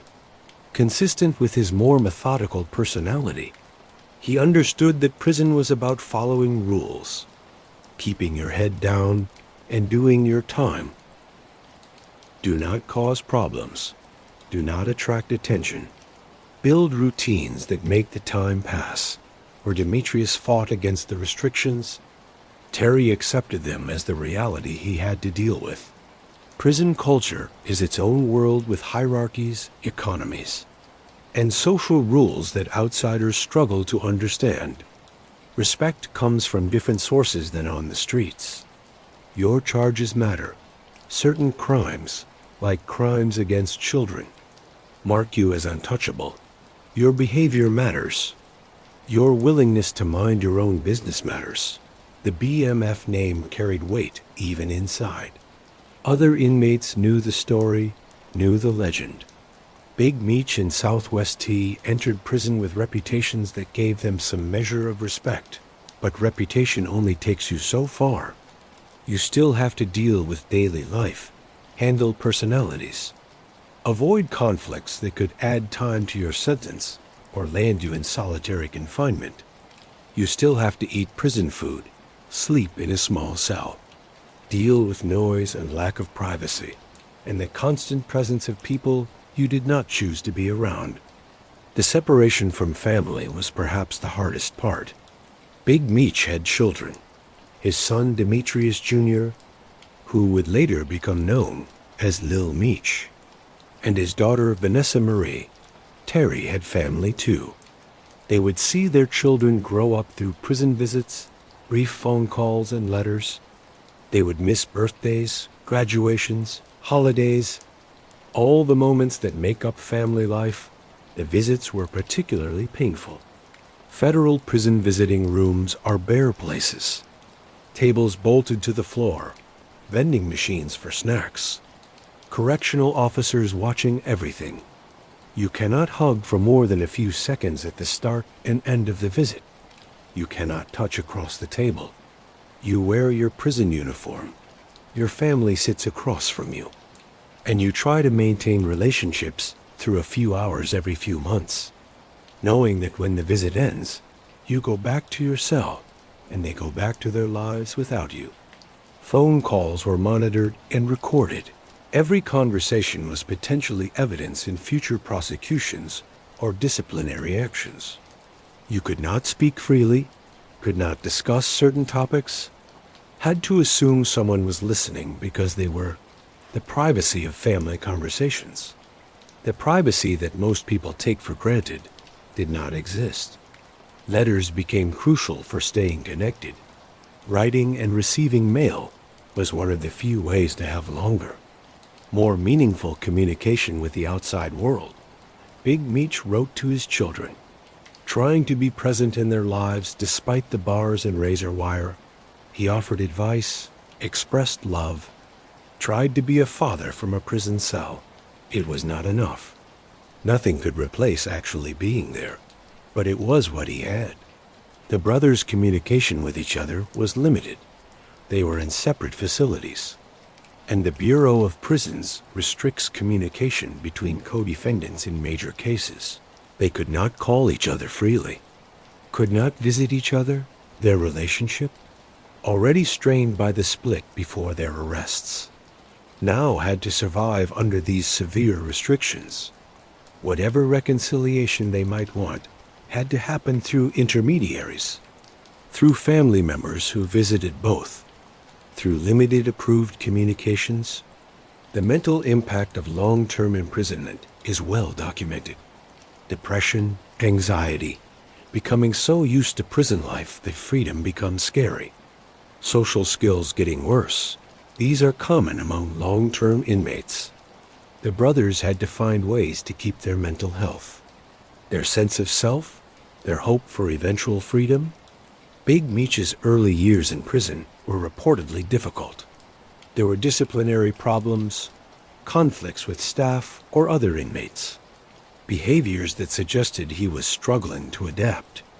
Federal prison disciplinary records are not fully public, but when he was later denied early release consideration in 2020, his prison behavior was mentioned as a reason.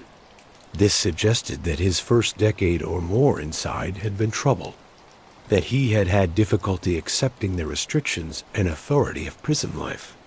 Religion became important for both brothers. Consistent with their childhood upbringing, many inmates turned to faith in prison, seeking meaning, seeking forgiveness, seeking something to believe in beyond the walls. The brothers had been raised with Bible study, and they returned to those roots. Religious services, Bible study groups, prayer, these became part of their prison routines. Education and self-improvement programs were available in federal prisons. Inmates could earn GED certificates if they lacked high school diplomas, take college courses, join vocational training. Whether the brothers took advantage of these opportunities is not fully documented, but long-term inmates often do, both to make time pass more productively and to improve their chances for eventual release. The prison economy runs on different currencies: commissary items, foods, hygiene products. Stamps become things you can trade, inmates with money in their accounts, deposited by family members, can shop at the commissary, buying items that make life more bearable. These items can be traded for services, for protection, for favors. Understanding this economy, navigating it without causing problems, was part of adapting to prison life. Over time, Big Meech began to change. The specific timeline is not public, but somewhere in the long years of incarceration, he started to mature, to reflect, to transform. Prison can do that. Strip away the ego, force you to face your choices and their consequences, provide time to think that the chaos of street life never allowed. He focused on his relationship with his children, particularly his son Demetrius Jr. Lil Meech was growing up, becoming his own person, and Big Meech tried to guide him from prison. He encouraged him to avoid the drug trade, to pursue legal paths, to learn from his father's mistakes. These conversations through visits and calls and letters were attempts to break the cycle, to make sure that his son did not follow the same path that led to 3 decades in prison. Southwest T, characteristically more introspective, also used prison time for reflection and growth. He had always been the cautious one, the one who had warned about the dangers of the lifestyle. Now his warnings had been proven correct, and he had decades to think about the choices that led him here. He kept in touch with family, tried to be present in his children's lives as much as possible from prison, and counted down the years toward possible release. The brothers watched from prison as their story continued to echo in the outside world. Hip-hop artists continued to mention BMF. The legend grew rather than faded. Being in prison did not reduce their cultural impact. If anything, it increased it. They had become figures of myth, symbols of a particular kind of success and the unavoidable consequences. In 2010, Rick Ross released BMF, Blowing Money Fast, a song that became a huge hit. The chorus, I think I'm Big Meech. Larry Hoover compared Big Meech to one of the most famous gang leaders in American history. Lifting him to legendary status, the song introduced a new generation to the BMF story, making sure that the legend would outlast the empire. From his prison cell, Big Meech heard about the song, heard about its success, heard about how his name was still being celebrated in hip-hop. It must have been bittersweet, proof that BMF had achieved lasting cultural impact.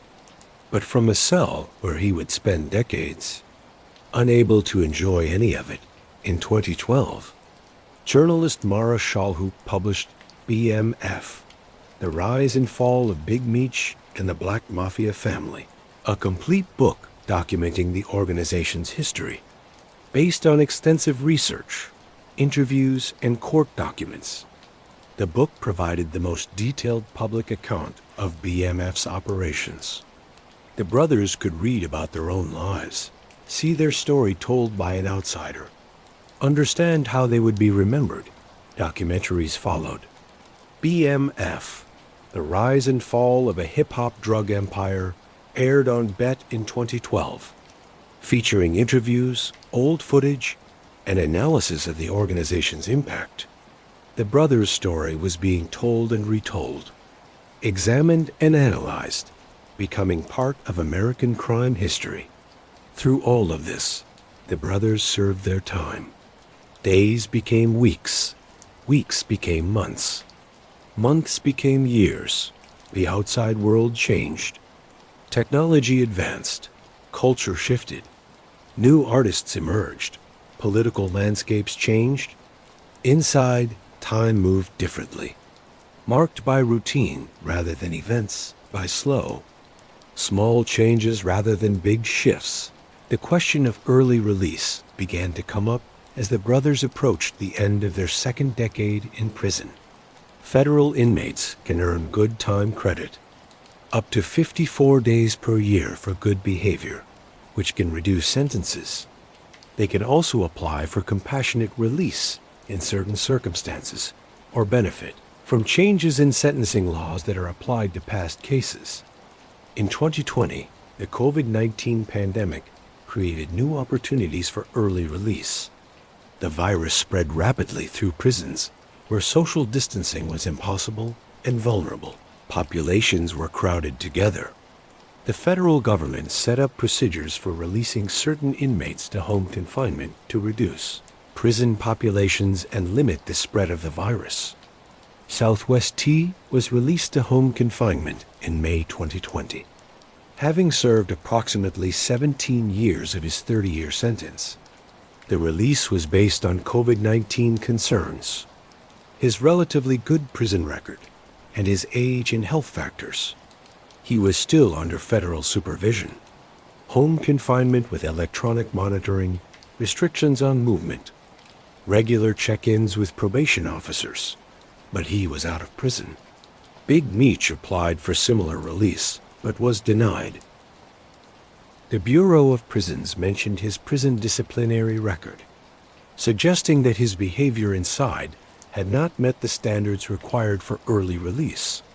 This must have been difficult, watching his brother get released while he remained imprisoned, knowing that his own behavior during the early prison years was now costing him freedom, but the denial seemed to push him to change.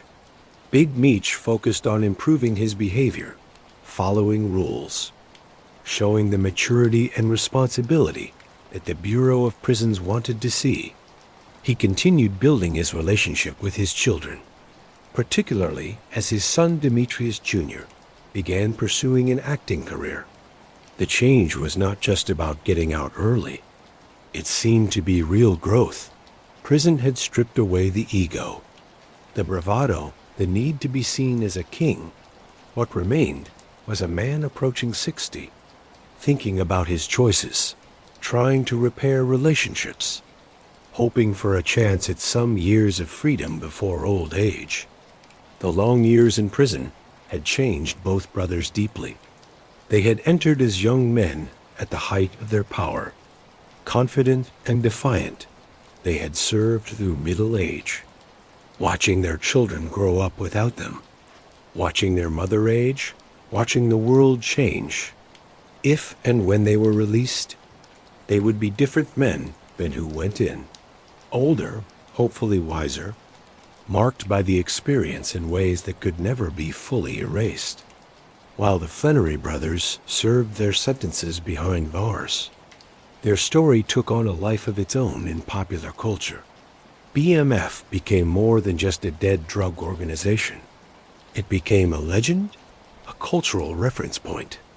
Something people mentioned in hip-hop and beyond. The empire had fallen, but the mythology grew stronger with each passing year. The hip-hop references started immediately after the arrests. Artists who had been associated with BMF, who had worn the chains or attended the parties, had to decide how to handle that history. Some distanced themselves, worried about federal scrutiny or guilt by association. Others stayed loyal, mentioning BMF in lyrics as a tribute to fallen legends. But the references went far beyond just BMF associates. The organization became a quick way in hip-hop to describe a particular kind of success. Street origins, massive wealth, living large, ultimate consequences when rappers wanted to claim authenticity and ambition. BMF was their reference point. Drake referenced BMF. Lil Wayne mentioned them. Jay-Z alluded to the organization. Rick Ross built a significant part of his image around BMF connections. Younger artists who were not even active during BMF's peak years still dropped references.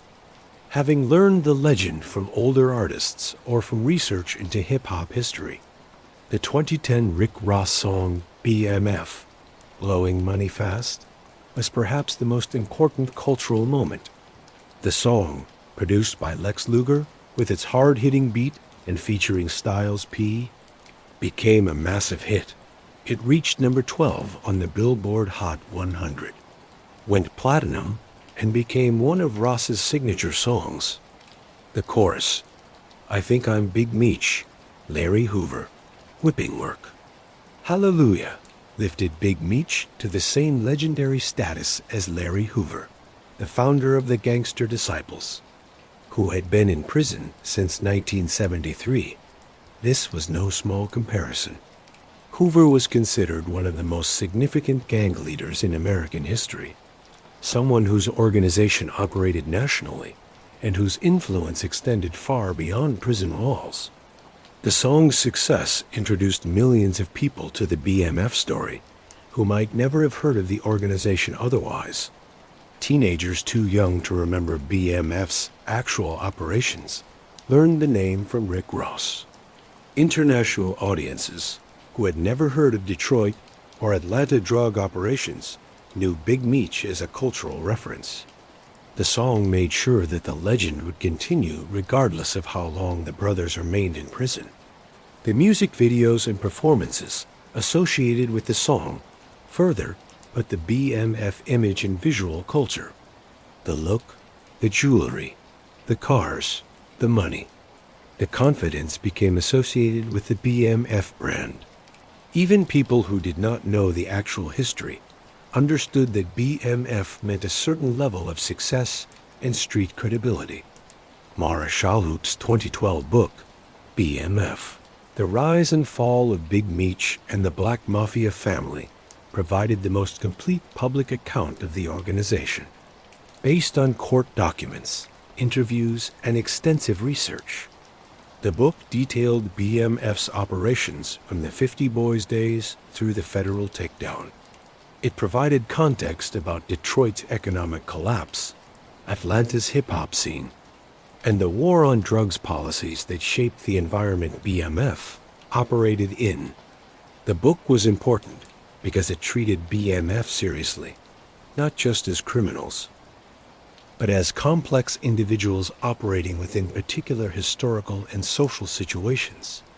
Shalhoub examined how BMF differed from other drug organizations, how they built loyalty, how they connected with hip-hop culture. The book became essential reading for anyone wanting to understand the full story beyond the shocking headlines. The Bet documentary, BMF, The Rise and Fall of a Hip-Hop Drug Empire, brought the story to television audiences, featuring interviews with law enforcement, journalists, people who had known the brothers, and cultural commentators. The documentary examined both the operations and the cultural impact. It aired to strong ratings, showing continued public fascination with the story. Other documentaries followed, each examining different aspects of the story. Some focused on the drug trade mechanics, others on the cultural impact, others on the legal proceedings. The overall effect was that BMF became one of the most documented drug organizations in American history, with its story told and retold from many angles. But the most significant cultural moment came in 2021, when Curtis 50 Cent Jackson announced he was producing a television series about BMF for the Starz Network. 50 Cent, already a successful television producer through shows like Power, saw potential in the BMF story. It had drama, cultural significance, compelling characters, and a built-in audience. The casting decision was brilliant and controversial. Demetrius Flenory Jr., Lil Meech, Big Meech's son, would play his father in the series. This was not just any actor playing Big Meech. This was his actual son, who had grown up visiting him in prison, who had heard the stories firsthand, who carried the name and the legacy. The BMF series premiered in September 2021 on Starz. Set primarily in 1980s Detroit, it showed the Flenory brothers' origin story, their childhood, their entry into drug dealing, the early days of building what would become BMF. The production values were high, the performances were strong, and the storytelling balanced, celebrating the brothers' entrepreneurship with showing the consequences and moral complexities. Lil Meech's performance as his father was striking. He captured his father's charm, his commanding presence, his ability to inspire loyalty. He also brought personal insight. He knew how his father spoke, how he moved, what motivated him. The performance was both professional acting and personal tribute. A son trying to understand his father by playing him on screen. The series was a massive success for Starz.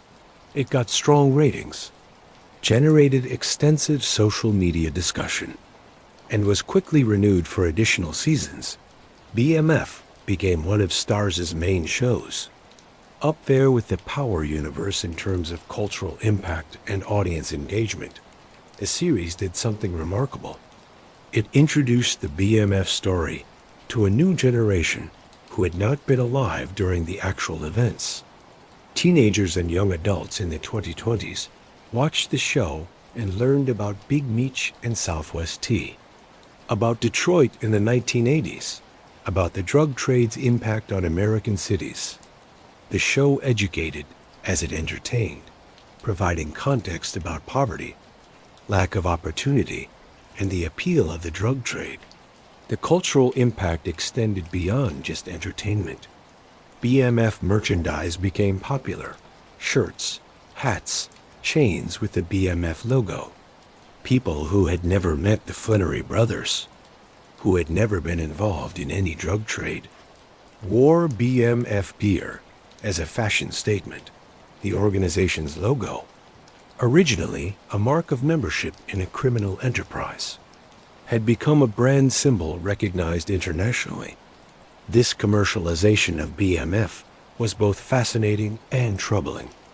On one hand, it showed the organization's lasting cultural impact, their successful creation of a brand that went beyond its criminal origins. On the other hand, it raised questions about making drug trafficking look good, about whether celebrating BMF sent dangerous messages to young people about the possibility of criminal enterprise. The debate played out in media think pieces, social media discussions, and academic analyses. Critics argued that shows like BMF and songs like Ross's BMF made drug dealing look attractive, made it seem appealing, and downplayed the real harm caused by cocaine trafficking. They pointed out that BMF's cocaine had destroyed lives, torn apart families, and damaged communities. Consequences often overlooked in cultural celebrations of the organization. Defenders argued that telling BMF's story was not making it look good, but documenting a real American phenomenon. They pointed out that the Flenory brothers themselves were in prison, that the show showed consequences, and that examining how and why organizations like BMF emerged was important for understanding American society. You cannot fix problems you refuse to talk about. They argued. Big Meech watched the show from prison, his son visiting him, telling him about the production, showing him clips when possible. He saw his life dramatized, his younger self played by his own son, his story interpreted for mass consumption. It must have been surreal. Your life becoming entertainment while you sit in a cell, watching actors portray events you actually lived. The show also created new financial opportunities for the family. Lil Meech's acting career took off based on his BMF performance. He got other roles, built a career in entertainment, established himself as an actor in his own right beyond just being Big Meech's son. The BMF brand, properly managed through legal channels, made money through merchandise and licensing. The cultural persistence of BMF raises interesting questions about American mythology. Why did this particular drug organization capture imagination so completely? Part of it was the size and sophistication. BMF really was unprecedented in many ways. Part of it was the hip-hop connection. BMF's connection with music culture gave it visibility other drug organizations never achieved. But part of it was also what BMF represented: the American dream pursued through illegal means. Two brothers from poverty in a city abandoned by economic change, who built an empire through entrepreneurship and ambition. That they did it through cocaine trafficking does not change the fact that they showed business skill, leadership, and organizational ability that could have succeeded in legal businesses if opportunities had been available. This is the tragedy at the heart of the BMF story. The talents and ambitions that built a $270 million drug empire could have built legal businesses, could have created jobs and wealth without the destruction that cocaine causes. But in Detroit in the 1980s, with factories closing and opportunities disappearing, the drug trade seemed like the only path available to young black men with ambition, but without money or connections. The cultural legacy also includes warnings. Every artist who mentions BMF, every person who wears BMF merchandise, is reminded that the brothers are in prison. The lifestyle led to federal indictments. The success was temporary. The consequences were real. This warning is built into the celebration, whether people acknowledge it or not, for the brothers themselves. Watching their legend grow from prison cells must have been deeply conflicted. Pride that BMF meant something, that their story mattered, that they had achieved a kind of immortality through cultural impact, but also the bitter knowledge that they were not free to enjoy it, that the legend was bought with decades in prison, that their children grew up with famous incarcerated fathers rather than present parents. The legacy continues to evolve. New artists discover the story. New audiences learn about BMF. New interpretations emerge. The organization that was taken apart in 2005 lives on in ways that go beyond its actual existence, becoming part of American cultural history, part of hip-hop mythology, part of conversations about crime, poverty, opportunity, and consequences. The path to freedom was long, complicated, and uncertain. Southwest T's release to home confinement in May 2020 was just the first step. He was out of prison, but not truly free. Electronic monitoring, movement restrictions, regular check-ins with probation officers. He had served approximately 17 years of his 30-year sentence. And while home confinement was infinitely better than prison, it still represented significant limits. For Big Meech, the wait continued. His application for similar release had been denied, and he remained in federal custody through 2020, 2021, 2022, and into 2023. Each year that passed was another year away from family, another birthday in prison, another holiday behind bars. But he continued working on his case with his attorney Brittany K. Barnett of the Buried Alive Project, advocating for his release. The Buried Alive Project is a criminal justice reform group focused on getting freedom for people serving long sentences for marijuana and drug-related offenses. Barnett had successfully secured releases for many inmates through her advocacy, and she took on Big Meech's case with determination. The argument for release combined several factors. First, Big Meech had served nearly 2 decades, significant time for any crime. Second, he had improved his behavior in prison, showing the maturity and rehabilitation that the system supposedly values. Third, he was approaching 60 years old, an age where the chance of committing another crime drops significantly. Fourth, broader criminal justice reform. Movements had questioned whether the extreme sentences of the war on drugs era served justice or just filled prisons with people who could be safely released. Finally, in October 2024, the breakthrough came. Big Meech was transferred from prison to a residential re-entry program, a halfway house in Miami, Florida. This was the first step toward full release, a transition phase where inmates prepare to re-enter society while still under supervision. The transfer was significant. Halfway houses provide more freedom than prison. You can work. You can have visitors without the restrictions of prison visiting rooms. You can begin rebuilding connections to the outside world. But you still have curfews, still have to account for your movements, still live in a facility with rules and supervision. For Big Meech, arriving in Miami after nearly 2 decades in federal prison must have been overwhelming. The world had changed dramatically since 2005. Smartphones had gone from novelty to necessity. Social media had changed how people communicated and presented themselves. The music industry had been changed by streaming. Political landscapes had shifted.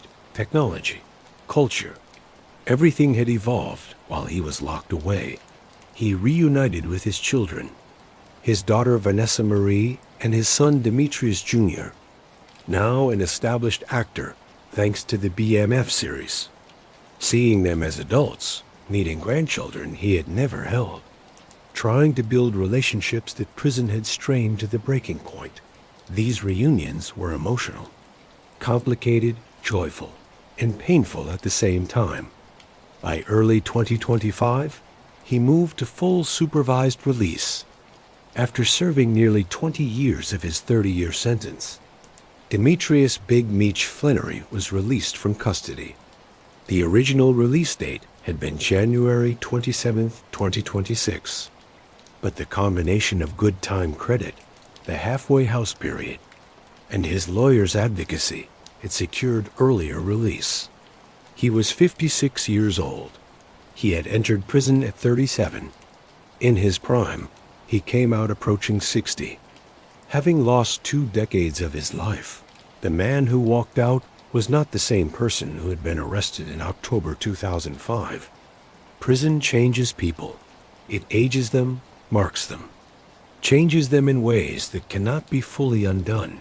The immediate response was overwhelming. Celebrities welcomed him home on social media. LeBron James, who had been photographed at BMF events back in the day, posted congratulations. Sexy Red, a rising rapper, celebrated his release. The hip-hop community that had kept his legend alive for 2 decades now celebrated his return. But freedom came with significant restrictions. Big Meech was released to supervised release, essentially probation. He had to regularly report to a probation officer, take drug tests, follow curfews and travel restrictions, and avoid any legal trouble. One violation could send him back to prison to serve the rest of his sentence. He was also starting over financially. Federal authorities had taken BMF's assets, the mansions, the cars, the money. Whatever wealth remained was limited.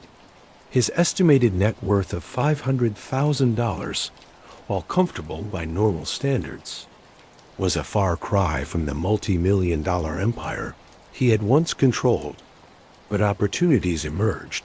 The BMF brand, properly managed through legal channels, had value. There was possible involvement in the continued production of the Star series, possibly as an executive producer or consultant. There were opportunities for speaking engagements, interviews, possibly a book deal. His story was valuable, and if managed correctly, could provide legal income. The question everyone was asking was, what would Big Meech do with his freedom? He was approaching 60, had lived 2 decades in prison, had watched his children grow up without him. Would he truly be able to move to a legal life? Or would the streets call to him? Would the muscle memory of the drug trade be too strong to resist? Family was clearly the priority. Southwest T was already out. Living in Los Angeles under supervision, their brothers could finally communicate freely, could rebuild their relationship after years of forced separation. They could be there for their mother, now elderly, who had waited decades for both her sons to come home. His relationship with Lil Meech was particularly important. His son had succeeded in entertainment, had made something of himself through talent and hard work rather than drug dealing. He had broken the cycle, chosen a different path. Big Meech could support that, could be present in his son's life in ways that prison had prevented. Southwest T's scheduled full release was August 17, 2025. By summer 2025, both brothers would be free, though still under supervision, united for the first time since their arrests 20 years earlier. The two men who had built BMF together, who had split in tension and disagreement, who had served time separately, would finally have the chance to be brothers again, to heal their relationship, to decide what their legacy would be moving forward. Financial realities were harsh. No longer could he throw thousands at clubs or buy Bentleys on impulse. He had to budget, had to plan, had to live within means that were comfortable but not extravagant. For someone who had once had unlimited resources, this adjustment required discipline and humility, and always hanging over everything was the awareness that freedom was conditional. One mistake, one violation of supervised release terms, and he would be back in prison. The stakes were absolute. After waiting 20 years for freedom, the last thing he could afford was to lose it through poor judgment. Freedom's sweetness was complicated by an unexpected controversy. In early 2025, shortly after Big Meech's release, Curtis 50 Cent Jackson, the executive producer of the BMF series that had kept the legend alive and provided opportunities for Big Meech's family, launched public accusations about Big Meech's conduct during his prosecution. The trigger for 50 Cent's attack was simple. Big Meech had appeared in a video with Rick Ross, 50 Cent's longtime rival in hip-hop. The two had feuded for years, trading diss tracks and social media insults in the complex politics of hip-hop beefs. Associating with someone's rival is seen as choosing sides. 50 Cent's response was extreme. He went to social media with accusations that Big Meech had cooperated with federal authorities, specifically using a federal informant named Tammy Cowens in what he called third-party cooperation. The implication was clear. Big Meech had snitched, had provided information that helped the government prosecute others, had violated the street code that he had supposedly lived by in street culture and hip-hop. Accusations of cooperating with law enforcement are among the most serious charges possible. The no snitching code is fundamental.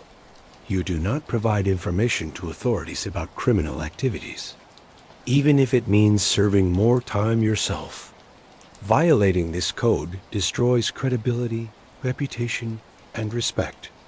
Being labeled a snitch can be dangerous, can make you an outcast, can follow you forever. 50 Cent's accusations spread rapidly through social media and hip-hop news sites. People took sides immediately. Some believed 50 Cent.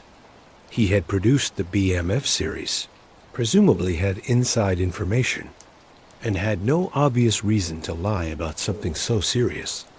Others defended Big Meech, arguing that 50 Cent was being petty about the Rick Ross video, that he was trying to destroy someone's reputation over a personal fight. The technical details matter here. Third-party cooperation is different from directly testifying against co-defendants. In the federal system, prosecutors sometimes use information from one defendant to prosecute others without that defendant directly testifying. This can happen through proffers where defendants provide information in exchange for consideration in sentencing. or through the use of informants who defendants interacted with. The existence of Tammy Collins as a federal informant appears to be documented in court records. The question is whether Big Meech knowingly provided information through her or used her testimony for his own benefit, and whether this constitutes snitching in the way that violates street code. Big Meech's public response was measured but firm. He posted on social media, "I was not going to address this because I'm not going to let nobody trick me off the streets." The statement was strategic. It acknowledged the controversy without giving detailed responses that could be picked apart. It kept dignity while suggesting that 50 Cent was trying to provoke him into violating his supervised release terms. The phrase "trick me off the streets" was significant. Big Meech was saying that engaging fully with the controversy, responding in the way street culture might demand, could risk his freedom. He had just gotten out after 20 years. Getting pulled back into drama that could lead to violations was not worth it, regardless of how much the accusations hurt. The hip-hop community divided on the issue.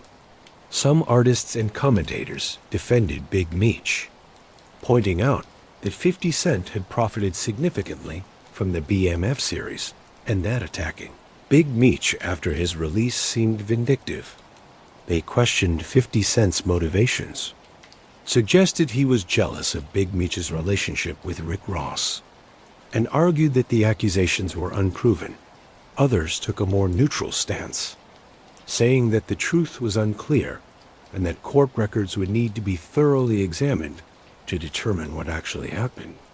They pointed out that federal cases are complex, that cooperation can take many forms, and that outsiders rarely understand all the details.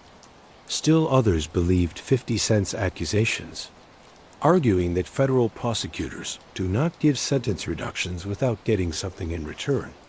Big Meech had gotten early release through good behavior and sentencing adjustments. But some argued this would not have happened without some level of cooperation.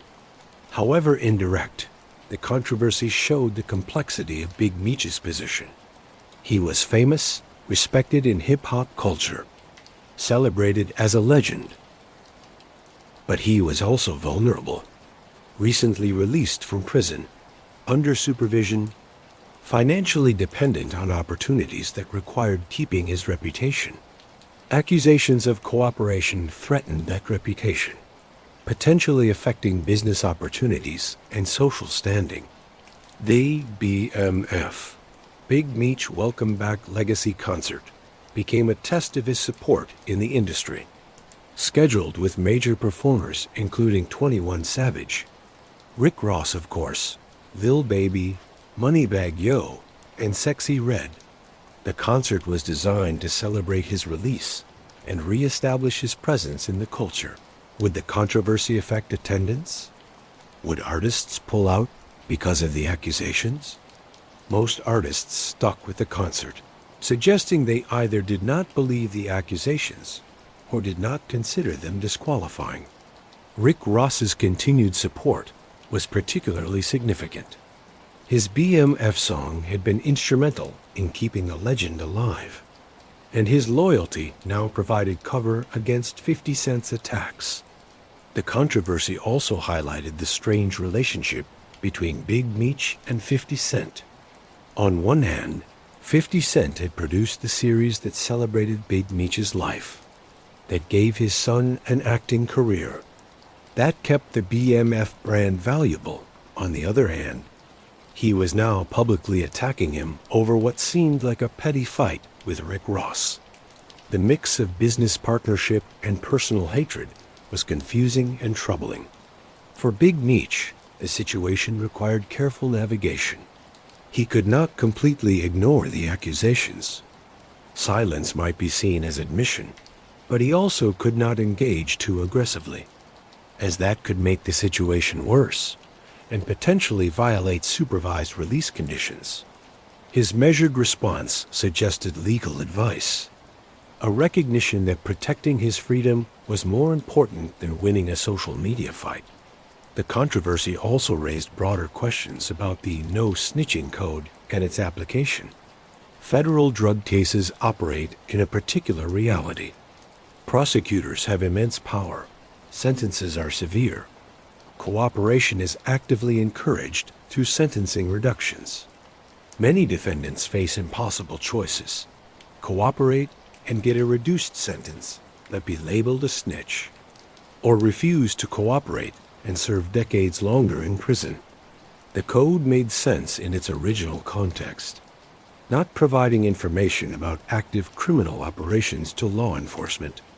But in federal cases where you are already caught, where the government already has extensive evidence, where your cooperation might affect sentences but not determine guilt or innocence, the ethics become murkier. Is providing information about closed cases to reduce your own sentence from 30 to 20 years the same as actively snitching on ongoing operations? The controversy would likely continue, with neither side providing definitive proof of their position. Court records exist, but are often partially sealed or require expertise to interpret. The truth might be somewhere between the extremes. Perhaps Big Meech provided some information that was used in some way without directly testifying against co-defendants. Or perhaps his release involved factors that looked like cooperation, but were not. Or perhaps 50 Cent's accusations were completely false, motivated by personal hatred rather than factual foundation. What was certain was that Big Meech's return to freedom was complicated by this controversy in ways that affected his reputation, his opportunities, and his standing in the culture that had celebrated him for 2 decades.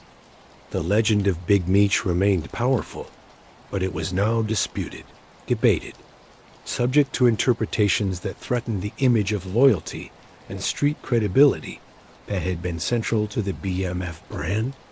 Despite the controversy with 50 Cent, Big Meech moved forward with rebuilding his life. The BMF, Big Meech Welcome Back Legacy Concert, represented both celebration and opportunity. A chance to reassert his presence in hip-hop culture, to connect with artists and fans, to show that the BMF brand remained relevant and valuable. The concert's lineup was impressive. 21 Savage, one of Atlanta's biggest artists, lending his star power.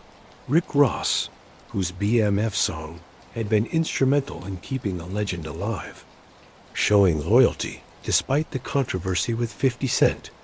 Lil Baby and Moneybagg Yo, representing the new generation of Southern hip-hop. Sexy Red, a rising star bringing energy and her own fan base. The lineup represented both BMF's historical connections and its relevance to contemporary hip-hop. The concert was more than just entertainment. It was a symbolic homecoming, a statement that Big Meech had returned and that his story still mattered. For fans who had followed the BMF story through songs and documentaries and the Stars series, seeing Big Meech in person, free after 2 decades, was significant. He represented a particular story: street origins, massive success, hard consequences, and now, possibly, a second chance. Big Meech's relationship with the BMF series continued despite the 50 Cent controversy.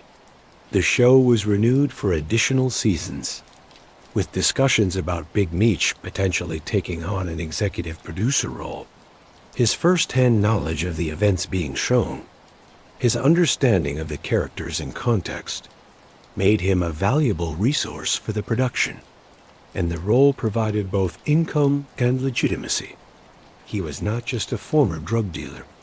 He was a television producer, a creative consultant, someone contributing to entertainment, working with his son, Lil Meech. On the series created opportunities for bonding and collaboration. Watching his son play him, discussing the character's motivations and decisions, offering insights from lived experience. This was a form of connection that went beyond typical father-son relationships. They were creating art together, telling a story that was both personal and cultural, finding meaning in difficult history. The mandatory halfway house monitoring continued until the original release, date of January 27, 2026. Until then, Big Meech had restrictions on travel and activities, had to keep regular contact with probation officers, had to avoid any behavior that could be seen as violating supervised release terms. Every decision had to be weighed against the risk of being sent back to prison. The financial situation required careful management. The $500,000 estimated net worth was significant, but not unlimited. He needed steady income sources, legal businesses, entertainment opportunities, possibly speaking engagements or consulting work. The BMF brand had value, but making money from it required navigating legal complexities. You cannot directly profit from criminal enterprises, but you can tell your story, consult on entertainment based on your life, and build businesses that use your name recognition without celebrating criminality. Real estate investment was likely part of the financial plan. Property bought with legal funds could provide steady income and asset growth. Unlike the mansions taken by the government, properties bought after release through legal means would be truly his. But real estate requires money, requires credit, requires financial systems that take time to build. The relationship with Southwest T was crucial to both brothers' futures. Terry had been out since 2020, had already dealt with several years of supervised release, had experience with the challenges of re-entry. He could advise his brother, help him avoid mistakes, share lessons from his own adjustment period. Their full scheduled release date of August 17, 2025, meant Terry would move from supervised release to full freedom. Around the same time, Big Meech was still adjusting to being out. The possibility of the brothers working together on legal projects was interesting. They had built BMF together, had skills and personalities that worked well together. Could they apply that same partnership to legal businesses? Could the organizational ability and business sense that built the $270 million drug empire be redirected toward legal success? The challenges were significant. They were both convicted felons with supervision requirements. Many traditional business opportunities were closed to them. Licensing requirements, professional restrictions, the stigma of their criminal records. These created barriers that others did not face, but they also had name recognition, a powerful brand, connections in entertainment, and a story that people wanted to hear. Speaking engagements represented another possible income source. Universities, community organizations, criminal justice reform groups, all might want to hear from someone who lived through the drug trade's highest highs and lowest lows. Big Meech could speak about choices and consequences, about the system that creates drug dealers, about the reality behind the glamour. These would not be celebrations of criminality, but warning stories told by someone who had paid the price. Youth intervention work was another possibility. Big Meech could talk to young people in communities like the one he had come from, could share his story as a warning, could show them that the drug trade is not the path to success, but to prison. His credibility. He had actually lived it, actually built an empire, actually served 20 years, might reach young people in ways that traditional mentors could not. But the stakes were clear. One arrest, one violation, and he would go back to federal prison to serve the rest of his sentence. He would lose the freedom he had waited 20 years to regain. He would disappoint his family, especially his children, who were finally getting to know their father outside of prison visiting rooms. The risk was not worth it. The mental adjustment to freedom was ongoing. After 2 decades of prison routine, of being told when to eat and sleep and move, of having no privacy and limited freedom. Freedom could actually be overwhelming. You had to make decisions constantly, deal with situations without clear rules, manage your own time and resources. Some former prisoners struggle with this transition, find themselves almost unable to make choices they are not used to making. Big Meech's age and maturity helped. At 56, he was not the same impulsive young man who had thrown parties with tigers. 2 decades in prison had forced reflection, had provided time to think about choices and consequences, had stripped away the ego and bravado. The man who came out was hopefully wiser, more thoughtful, more capable of making decisions that protected his freedom rather than risking it. His mother, Lucille Flenory, finally had both her sons home. She had raised them in the church, had watched them choose the drug trade, had spent 2 decades visiting them in prison, had prayed for their safe return. Now, in her later years, she had her family together again. Whatever else happened, whatever controversies or challenges emerged, she had her sons back. The future remained uncertain. Would Big Meech successfully move to a legal life? Would his businesses succeed? Would the BMF brand continue to be culturally relevant? Or would the legend fade as new stories captured attention? Would the controversy with 50 Cent damage his reputation permanently? Or would it blow over as hip-hop moved on to new fights and new dramas? What was certain was that Big Meech's story was not over. The 20 years in prison were a chapter, not the conclusion. What he did with his freedom, how he chose to use his platform, what legacy he built moving forward, these remain to be written. He had an opportunity that many prisoners never get. A second chance, a reset, a chance to be something other than what he had been. The question was, what would he choose to become? To understand the full impact of BMF, you have to count all the costs, not just the obvious ones. 20 years in federal prison is the headline, but the true price extends far beyond those walls, touching countless lives in ways that numbers cannot fully capture. Start with Big Meech himself. He lost 20 years. From age 37 to 56, these are not just any years.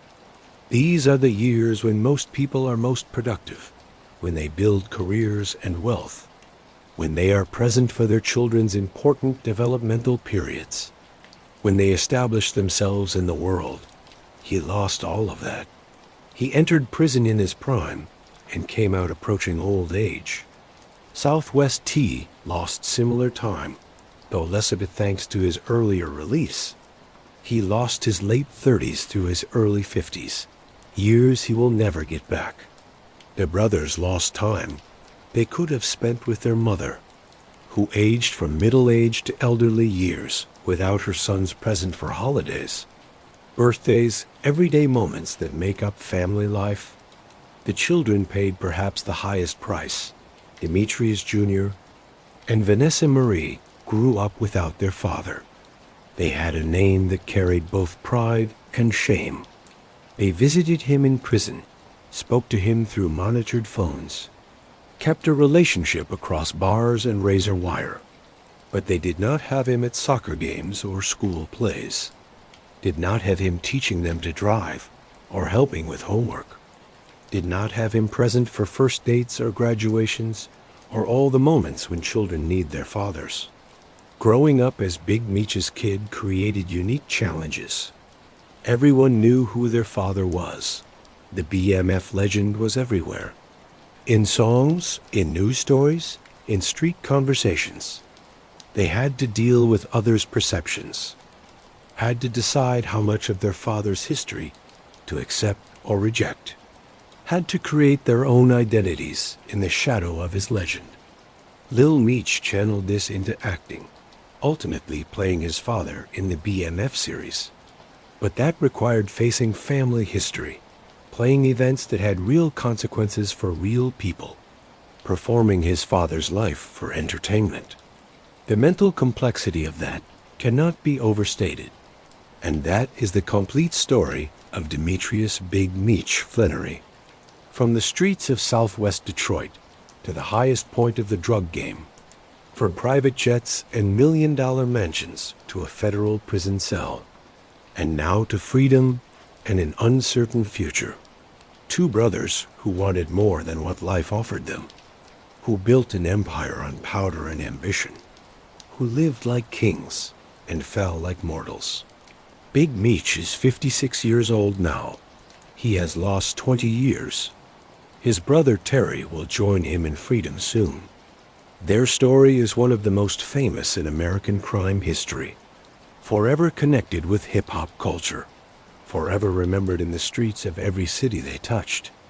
But here is the question I want you to think about as you drift off to sleep tonight. Was it worth it? Could those same ambitions, that same brotherhood, that same leadership have built something legal, something that would not have cost them everything? Let me know your thoughts in the comments. What is your take on Big Meech's story? Hero, villain, both, neither? And where do you think he goes from here? If you made it this far, you are the real one. Hit that subscribe button if you want more deep dive gangster stories like this. Drop a like if you learned something new tonight. Share this with someone who loves real crime history. More importantly, let me know what story you want next. Drop your requests below. Until next time, sleep easy, stay curious, and remember, every empire, no matter how powerful, eventually falls. The question is, what do we learn from the ruins?